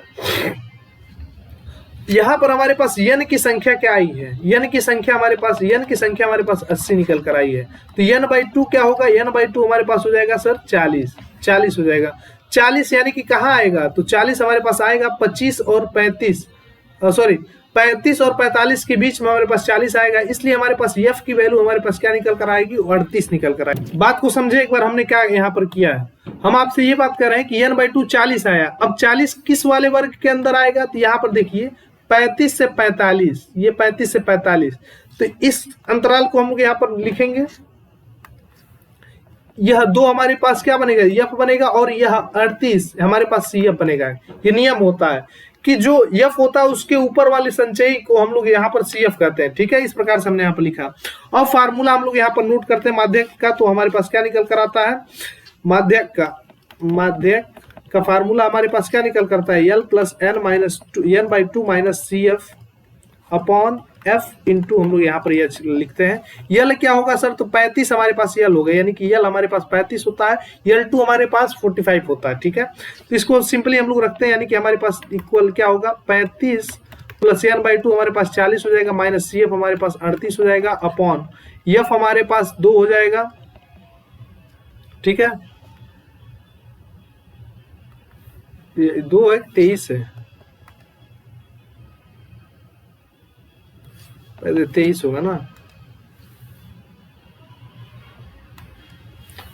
23 हो जाएगा। और गुणे यच हमारे पास क्या होगा, 45 - 35 यानी कि हमारे पास यहाँ पर 10 हो जाएगा। ये हमारे पास होगा 35 + 2 × 10 अपॉन 23। ठीक है, इसको सॉल्व करोगे तो 35.87 हो जाएगा। सिंपली हमको फार्मूला बस होता चाहिए, बाकी हम लोग आगे बात कर लेते हैं। अब हमें 3 क्वेश्चन करना होगा, वो सभी 6 अंक का होगा। इन तीनों क्वेश्चन में मैं अथवा करके दिया रहता है, तो कोई भी जो भी आपको आसान लगे उसको आपको यहाँ पर सॉल्व करना होगा। आइए करते हैं हम।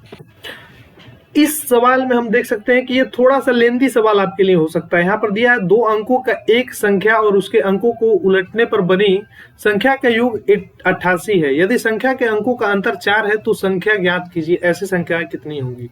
तो ये वही है 10x + y हम लोग संख्या मान लेते हैं और इसको सॉल्व करते हैं। थोड़ा सा लेंदी पड़ जाता है, इसलिए हम लोग इसका अथवा वाले सवाल की तरफ जाने का प्रयास करेंगे। यहाँ पर एक अथवा वाला सवाल है, यानी कि 3 को ही क्वेश्चन नंबर 3 में ही ये 6 नंबर का है, यानी कि एक क्वेश्चन और अथवा दूसरा, तो दूसरे क्वेश्चन को हम लोग यहाँ पर डन कर रहे हैं। 6 अंक मिलेंगे, ये थोड़ा सा आसान पड़ सकता है। कह रहा है एक आयताकार मैदान की लंबाई उसकी चौड़ाई से 2 गुनी से 9 मीटर अधिक है। यदि मैदान का क्षेत्रफल 810 वर्ग मीटर हो तो मैदान की लंबाई एवं चौड़ाई ज्ञात कीजिए। तो मैदान की हमें लंबाई और चौड़ाई यहाँ पर ज्ञात करना होगा। सबसे पहले हम छोटा सा एक फिगर बना लेते हैं, आपके लिए सहूलियत के लिए आसानी होगी।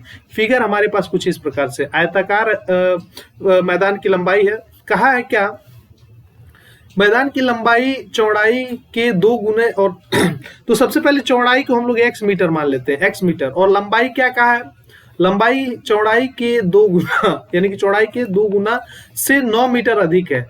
तो लंबाई हमारे पास 2x + 9 बनकर आएगा। हम लोग इसकी और इसका वर्ग मीटर हमें दिया है क्या कि 810 वर्ग मीटर इसका क्षेत्रफल है, क्षेत्रफल दिया है। अब हमें लंबाई और चौड़ाई ज्ञात करना है, यानी कि x की मान हमें यहाँ पर सिंपली फाइंड करना है। आइए हम लोग सवाल को सॉल्व करते हैं। सॉरी, इस क्वेश्चन को हम लोग यहाँ पर सॉल्व करते हैं। सबसे पहले हम लोग लिखेंगे माना मैदान की लंबाई, मैदान की चौड़ाई x मीटर है, और लंबाई 2x + 9 मीटर है। ठीक है, ये हमने यहाँ पर मान लिया। और हमें दिया क्या है, दिया है क्षेत्रफल, दिया है क्षेत्रफल 2x प्लस 9 मीटर वर्ग मीटर, ठीक है, वर्ग मीटर हमारे पास दिया है। अब हम लोग फार्मूला के यूज करते हैं मैदान की लंबाई, मैदान का आयताकार मैदान का क्षेत्रफल क्या होगा, तो लेंथ इंटू ब्रेथ, यानी कि एल इंटू बी होता है, लंबाई गुणे चौड़ाई हमारे पास होता है ये क्षेत्रफल। तो क्षेत्रफल हमारे पास क्या होता है, लंबाई गुणे चौड़ाई, ठीक है, लंबाई गुणे चौड़ाई। ये हमारे पास क्या दिया है, 810 वर्ग मीटर। तो लंबाई हमारे पास क्या है, लंबाई हमारे पास है 2x प्लस 9 और गुणे चौड़ाई हमारे पास क्या है, x इक्वल टू 810 मीटर, ठीक है। अब यहां से मल्टीप्लाई करेंगे तो 2x square plus 9x equal 810। इसको हम लोग लिख सकते हैं क्या, 2x square plus 9x minus 810 equal हमारे पास हो जाएगा 0। इस प्रकार से हमारे पास यहाँ तक की बात बनकर आ गई। अब हमें x निकालना है, इसलिए हम क्या कर रहे होंगे, इसको गुणनखंड इसका हम लोग निकालेंगे। 2x square minus 9x minus 810 equal 0 था। ये माइनस नहीं, यहाँ पर हमारे पास ये प्लस था, ठीक है, माइनस नहीं हमारे पास प्लस था। अब हमें क्या करना है, इसको फैक्टराइज करना, इससे हम इसका गुणनफल हमें निकालना है। तो हम कैसे गुणनखंड करना है, तो 810 गुणे 2 यानी कि हमारे पास 0 2 और यहाँ पर 16। अब इसका गुणनखंड आप लोग कर लेंगे तो हमारे पास क्या होगा, 16 और ये हो जाएगा 2 1 2 0 2 2 9 18 सॉरी 2 4 8 हेलो 2 4 8 2 5 10, ठीक है। ये हमारे पास 3 3 1 3 और 3 3 9 5 15, ठीक है। और यह क्या होगा 8 1 9 यानी 3 से 3 4 जा 12 3 5 15 3 1 जा 3 और यहाँ पर हमारे पास 3 5 जा 15 3 5 और यहाँ पर हमारे पास 5, यानी कि अब हमें क्या ऐड करें कि यहाँ पर 9 होगा और मल्टीप्लाई करें तो 0 हो जाएगा। इसको हम लोग सॉल्व करते हैं तो यानी कि हमारे पास यहाँ पर 45 माइनस 36 आएगा,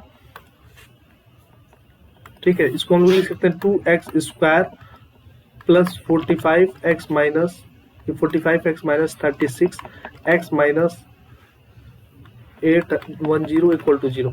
ये हमने कैसे निकाला, 45 माइनस 36, आप यहाँ पर देख सकते हो क्या 9 5 जा 45 हो जाएगा, हाँ 9 5 जा 45 3 3 9 और 5 जा 45 और माइनस 3 3 9 4 जा 36, इसलिए हमने यहाँ पर निकाला है। और मल्टीप्लाई ऐड करेंगे तो 9 आ जाएगा और मल्टीप्लाई करेंगे तो हमारे पास 1620 आ जाएगा, ठीक है। यहाँ पर हम लोग क्या करते हैं, x को कॉमन लेते हैं, यहाँ पर बचेगा 2x प्लस 45 और माइनस 36 यानी कि यहाँ पर 16 18 को कॉमन लेंगे, यहाँ पर 18 यहाँ पर बचेगा x माइनस यहाँ पर 45 भी बचने वाला है, 2x बचेगा यहाँ पर माइनस 45 इक्वल टू 0। यहाँ पर हमारे पास बना 2x प्लस 45 एक ब्रैकेट में लिखेंगे और दूसरी जगह x माइनस 18 इक्वल कर देंगे 0 के, यहाँ से 2 टर्म आएगा यानी कि 2x प्लस 45 हमारे पास 0 हो सकता है, यानी कि x इक्वल टू हमारे पास माइनस 45 अपॉन 2 हो जाएगा और यहाँ से हमारे पास x इक्वल 18 हो जाएगा। x माइनस 18 इक्वल 0 करेंगे, x हमारे पास यहाँ से 18 हो जाएगा। दूसरी बात मैं बता देना चाहते हैं कि यह निगेटिव में है यानी कि ऋणात्मक है, तो हमारे पास निगेटिव तो होगा ना भाई, ऋणात्मक कोई लंबाई चौड़ाई तो होता नहीं है, इसलिए हमारे पास इसको हम लोग कट कर देंगे। हमारे पास x जो होगा वो 18 मीटर हो जाएगा, x हमारे पास क्या होगा 18 मीटर हो जाएगा। और इस हिसाब से हमारे पास चौड़ाई यानी कि x हमारे पास क्या हो गया, ये हो गया हमारे पास चौड़ाई हमारे पास 18 मीटर हो गया। लंबाई हमारे पास क्या था, लंबाई 2x प्लस 9 था, 2x प्लस 9 यानी कि हमारे पास 18 दूनी 36 प्लस 9 यानी कि हमारे पास क्या निकल कर आएगा 45 मीटर। तो कितना आसान था भाई, हमने यहाँ पर कर दिया, 6 नंबर आपको इतने से ही मिल गया। आइए अगला प्रश्न हम लोग यहाँ पर देखते हैं। तो इस क्वेश्चन में हम लोग देख सकते हैं कि यहाँ पर हमारे पास क्वेश्चन नंबर 4 में क्या पूछ रहा है, एक समतल जमीन पर खड़ी मीनार की छाया उस स्थिति में 30 मीटर अधिक हो जाती है जबकि सूर्य का 59-60 डिग्री से हटकर 30 डिग्री हो जाता है। मीनार की ऊंचाई ज्ञात कीजिए। √3 का मान यहाँ पर दे दिया है 1.732 प्रयोग कीजिए, ठीक है। अगर हमारे पास √3 का मान नहीं दिया होता है तो उस केस में हम क्या करते हैं कि √3 को √3 ही छोड़ देते हैं। लेकिन अगर हमारे पास √3 का मान दे दिया है तो हम लोग गुणा करके उसको लिखना पड़ेगा। ऐसा ही काम हम लोग पाई के केस में करते हैं। पाई का वैल्यू अगर 3.14 दिया है तो हम लोग मल्टीप्लाई करके लिखते हैं, ऐड करके लिखते हैं। लेकिन अगर हमारे पास पाई की वैल्यू 22/7 डिफाइन है तो 22/7 लिखते हैं। अब बाकी नहीं दिया रहता तो हम लोग एज इट इज पाई छोड़ सकते हैं, ठीक है। तो यहाँ पर √3 का मान हमारे पास दे दिया। सबसे पहले हम लोग यहाँ पर फिगर बनाते हैं। क्या कह रहा है, एक समतल जमीन पर खड़ी मीनार की छाया उस स्थिति में 30 मीटर अधिक हो जाती है जबकि सूर्य का 49 60 डिग्री से घटकर 30 डिग्री हो जाता है। मीनार की ऊंचाई ज्ञात कीजिए। मान लेते हैं कि हमारे पास यह मीनार हो गया, यह जमीन पर है, इसकी छाया हमारे पास एक बार 60 डिग्री पता हो रही है और एक बार हमारे पास 30 डिग्री।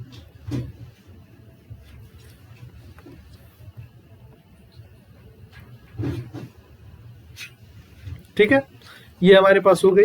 एक बार हमारे पास यहाँ पर 60 डिग्री बन रहा है और एक बार हमारे पास यहाँ पर 30 डिग्री बन रहा है, ठीक है, यही हमारे पास बन रहा है। अब हमारे पास h मीटर हम मान लेते हैं हाइट, और तो काफी सिंपल सा सवाल है, थोड़ा सा समझने में फेर करेगा भाई। 6 अंक का सवाल है तो थोड़ा सा तो आपको कॉम्प्लिकेटेड बनाने का प्रयास करेगा, लेकिन हम लोग सिंपली करेंगे। जो भी हमारे पास दिया हमने दे दिया। अब सिंपली इसका नामकरण कर लेते हैं। नामकरण में हम लोग कहाँ से शुरू करते हैं भाई, तो A B C और इसको कर दीजिए आप D। एंगल हमने सब बना दिया है। और कुछ दिया है क्या, और कह रहा है कि एक समतल खड़ी मीनार की छाया उस स्थिति से 30 मीटर अधिक हो। तो 30 मीटर अधिक किया हमारे पास, 30 मीटर हो गया, ये 30 मीटर। अब हमसे क्या कह रहा है, सूर्य के 49 60 से घटकर 30 हो जाती है, यानी कि ये मीनार है, जो ये मीनार है तो सूर्य के 49 60 से घटकर 30 हो जाती है। 60 से घटकर 30 हो जाती है। तो मीनार की ऊंचाई हमें यहाँ पर बतानी है। मीनार की ऊंचाई हमें यहाँ पर क्या करनी है, बतानी है। तो सबसे पहले हम लोग क्या मान लेते हैं, माना मीनार की ऊंचाई हमारे पास h मीटर है। अब त्रिभुज ACB या फिर BCD में, त्रिभुज BCD में अगर हम बात करें tan थीटा tan 60, तो tan 60 हमारे पास क्या निकल कर आएगा, ये होता है आधार बटे लंब, यानी कि हमारे पास क्या हो जाएगा, सॉरी लंब बटे आधार, ये हो जाएगा हमारे पास h अपॉन यहाँ पर हमारे पास आधार यानी कि CB, ठीक है। ये चीज आएगा हमारे पास। tan 60 का यह क्या होता है, लंब बटे आधार, इसको हमने लिखा। tan 60 हमारे पास हो जाएगा √3 इक्वल लंब h अपॉन CB। अब हम लोग यहाँ पर CB क्या लिख सकते हैं, और यहाँ पर हम लोग छोटी सी मिस्टेक करते हुए जा रहे थे, इसको हमें सुधारना पड़ेगा ना। लंब ट्रायंगल BCD की बात हम कर रहे हैं यहाँ पे, यानी कि B C और D। BCD में हम क्या देख रहे हैं, BC, ठीक है। इसको आप एक काम करो, इसको x मान लेते हैं ना, तो हमारे पास चीजें सब क्लियर होंगी। ये हो जाएगा √3 इक्वल h अपॉन CB की हाइट हमारे पास x हो जाएगी, यानी कि जब हम h की बात करेंगे तो x √3 और यहाँ पर x हो जाएगा, x √3, ठीक है। h हमारे पास यहाँ पर क्या निकल कर आया, x √3, इसे हम लोग दे दिए इक्वेशन 1। अब हम लोग बात करते हैं ACD यानी कि बड़ा वाला ट्रायंगल। छोटी वाली त्रिभुज में बात कर लिया, बड़े वाले त्रिभुज के ऊपर हम लोग यहाँ पर बात करते हैं। तो पुनः ACD में पुनः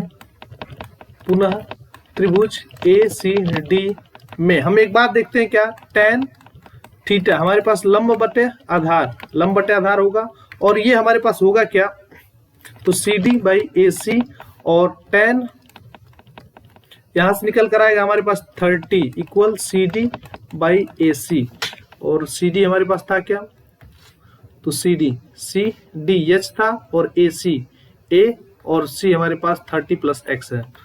तो इसको हम लोग क्या लिखेंगे, 1/√3 हो जाएगा इक्वल CD हमारे पास H है, अपॉन CD हमारे पास है H अपॉन 30 + x है। अब इसको सॉल्व कीजिए, तिर्यक गुणा कर दीजिए, 30 + x इक्वल H √3। H का मान हम लोग समीकरण 1 से रखते हैं, समीकरण 1 से H का मान रखने पर हमारे पास क्या होगा, एच का मान क्या आया हुआ था भाई, x√3 आया हुआ था, तो यहां से लिखेंगे 30 प्लस एक्स इक्वल x√3 और फिर अंडर रूट यहाँ पर हो जाएगा 3, ठीक है। तो ये क्या हो जाएगा 30 प्लस एक्स इक्वल यहाँ क्या हो बचेगा x 3x, ठीक है। इसको हम लोग सॉल्व करते हैं, 30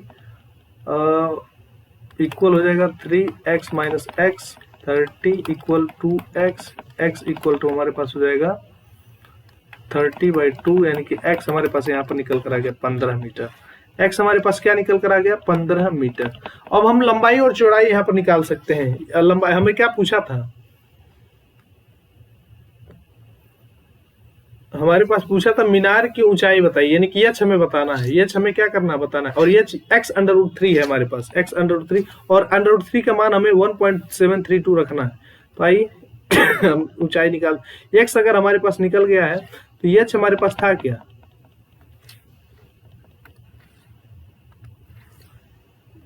अब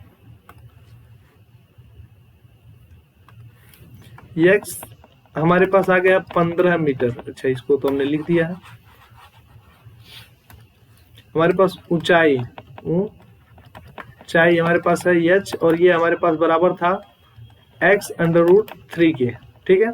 और x का मान यानी कि ये हो जाएगा 15√3, और इसको लिख सकते हैं 15 गुणे 1.732, और इसका गुणा करने के बाद हम लोग यहाँ पर क्या लिख सकते हैं, यह हमारे पास आया हुआ है h बराबर 25.980 मीटर। ये हमारे पास आंसर निकल कर आ जाएगा, ठीक है।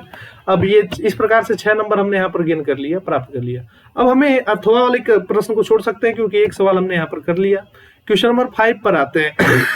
यहाँ पर भी हमें 2 सवाल दिया है, देखते हैं कि कौन सा ज्यादा आसान पड़ता है, उसी को हम लोग यहाँ पर करने वाले हैं। आइए, यहाँ पर कह रहा है क्वेश्चन नंबर 5 में कह रहा है भुजा 14 सेंटीमीटर वाले एक घनाकार ब्लॉक के ऊपर एक अर्धगोला रखा हुआ है। अर्धगोले का अधिकतम व्यास क्या हो सकता है, इस ठोस के पृष्ठीय क्षेत्रफल को ज्ञात कीजिए। तो यहाँ पर पृष्ठीय क्षेत्रफल हमें चारों मतलब अर्धगोले का भी निकालना पड़ेगा और फिर हमें घनाकार ब्लॉक का भी निकालना पड़ेगा। थोड़ा सा लेंदी हो सकता है, थोड़ा सा बड़ा हो सकता है, इसलिए हम लोग अथवा वाले पे जाने का प्रयास करते हैं। अथवा में कह रहा है एक ठोस एक अर्धगोले पर एक खड़ा एक शंकु के आकार का है। एक ठोस एक अर्धगोले पर खड़े एक शंकु के आकार का है जिसकी त्रिज्या 2 सेंटीमीटर तथा शंकु के तिर्यक ऊंचाई 2√2 है। इस ठोस का आयतन ज्ञात कीजिए। पाई हमारे पास यहाँ पर यूज करना है 3.14, यानी कि थोड़ा सा आसान पड़ सकता है। इसको हम लोग बनाते हैं। सबसे पहले कह रहा है एक ठोस एक अर्धगोले पर खड़े एक शंकु के आकार का है, तो हम लोग बनाते हैं अर्धगोले पर खड़े, यानी कि अर्धगोला और इस पर खड़े एक शंकु। ये हो गया हमारे पास अर्धगोला और इस पर खड़ा एक शंकु के आकार का एक ठोस है, ठीक है। ये थोड़ा सा मैं रफ कर देता हूं, एक बार और बनाते हैं। ये हो गया अर्धगोला और इस पे खड़ा एक शंकु। हाँ, अब बात करते हैं हमारे पास क्या क्या गिवन है, क्या क्या मिला है भाई। क्या आकार का है, जिसकी त्रिज्या 2 सेंटीमीटर है, यानी कि इसकी जो त्रिज्या है वो 2 सेंटीमीटर है। और क्या करा तथा शंकु की तिर्यक ऊंचाई 2√2 है, यानी कि इसकी ऊंचाई तिर्यक ऊंचाई हमारे पास दिया है 2√2। अब हमें क्या करा, इस ठोस का आयतन ज्ञात कीजिए। आयतन हमें ज्ञात करना है, तो आयतन आप लोग शंकु का निकालिए, आयतन आप अर्धगोले का निकालिए, जोड़ दीजिए, हमारे पास निकल कर चला आएगा ठोस का आयतन। इसके लिए अगर हमें इस शंकु का आयतन निकालना है तो हमें एच निकालना होगा, इसकी ऊंचाई निकालना होगा। तो उसके लिए हम लोग क्या लगा सकते हैं भाई, पाइथागोरस थ्योरम, पाइथागोरस प्रमेय हम लोग यहाँ पर यूज कर सकते हैं। तो आइए हम लोग निकालते हैं और करते हैं। हम लोग क्या करेंगे, शंकु में आर हमारे पास 2 सेंटीमीटर गिवन है। आर हमारे पास क्या है, 2 सेंटीमीटर दिया हुआ है। और यल हमारे पास क्या दिया है, 2√2, ठीक है। इस प्रकार से तो हमारे पास एच क्या होगा, तो यल स्क्वायर हमारे पास h square plus r square होना चाहिए भाई। ये हम लोग एच ले लेते हैं अब यल स्क्वायर हमारे पास 2√2 है, इसका square equal H square plus 2 का स्क्वायर। एच स्क्वायर हमारे पास हो जाएगा ये हो जाएगा 2 2 4 2 8, यानी कि यहाँ पर 8 आ जाएगा। 8 माइनस 4 यानी कि एच स्क्वायर इक्वल टू हमारे पास हो जाएगा 4। एच की वैल्यू हमारे पास हो जाएगी 2 सेंटीमीटर, ठीक है, 2 सेंटीमीटर। एच हमारे पास 2 सेंटीमीटर आ गया। तो एच हमें मिल गया 2 सेंटीमीटर। अब हमारे पास सब कुछ मिल गया। अब हम लोग क्या निकाल सकते हैं? ठोस का आयतन। ठोस का आयतन, ठोस का आयतन बराबर शंकु का आयतन प्लस हम क्या कर सकते? शंकु का आयतन प्लस अर्धगोले का आयतन।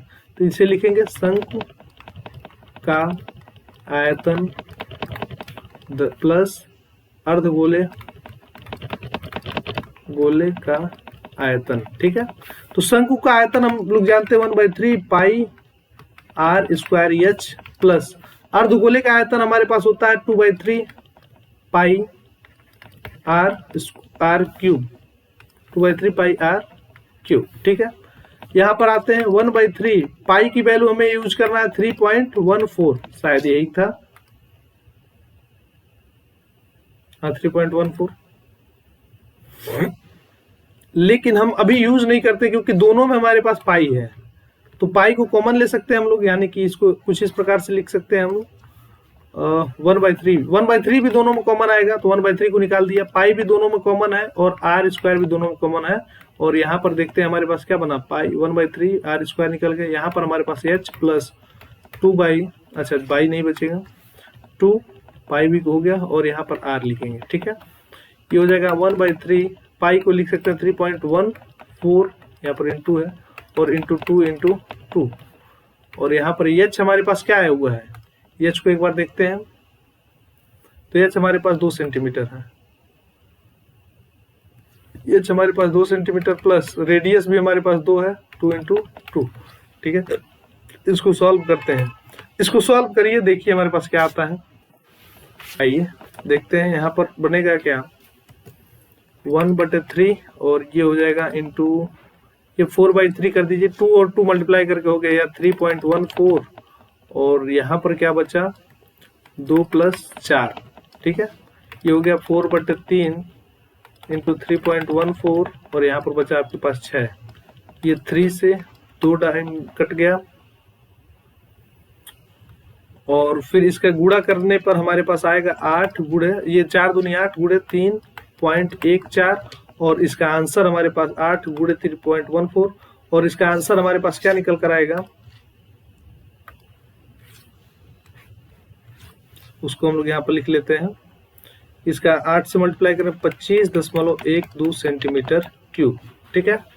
ये हमारे पास इसका आंसर निकल कर आएगा। ठोस का आयतन हमारे पास इस प्रकार से यहाँ पर मिल रहा होगा। तो इस प्रकार से हमने क्वेश्चन को यहाँ पर डन किया, क्वेश्चन को हमने यहाँ पर सॉल्व किया। अब समय हमारे पास थोड़ा सा ज्यादा हो चुका है, इसलिए अब हम लोग यहाँ पर आपसे विदा लेंगे और साथ ही एक वायदा हम आपसे करके जाते हैं कि यदि आपको चैनल को वीडियो अच्छा लगा है तो आप लोग हमें सपोर्ट करिएगा। हम इसका पार्ट 2 भी जल्द ही यहाँ पर रिलीज करेंगे, ठीक है। ये पार्ट 2 और उसमें हम लोग जितने भी प्रीवियस ईयर क्वेश्चन बचे हैं उसको सब डन करेंगे, सब हल करेंगे। ये हमारा पहला वीडियो था यूपी बोर्ड के लिए, तो थोड़ी सी सपोर्ट आप लोग दिखाएं, उसके बाद हम लोग अपना सपोर्ट यहाँ पर आपको कंप्लीटली दिखा रहे होंगे, ठीक है। तो पार्ट 2 हम लोग रिलीज करेंगे, लेकिन उसके लिए हमारे पास यहाँ पर आप लोग कम से कम 1000 लाइक तो जरूर से कर देना मेरे भाई, और सब्सक्राइब कर लेना। लाइक करने में कुछ नहीं जाता, बस आपको जाकर टच करना होगा। कमेंट करके आप हमसे मांग सकते हो क्या, कमेंट करके आप हमसे मांग सकते हो सर पार्ट बी आप लोग को कमेंट कर देना है, तभी हम पार्ट बी आपको रिलीज कर पाएंगे, बना पाएंगे। और इन सब से अलग अब हम लोग यहाँ से बात को आगे बढ़ाते हैं और चीजों को हम लोग यहाँ पर एंड करते हैं। तब तक के लिए आप सभी को बाय बाय, टाटा।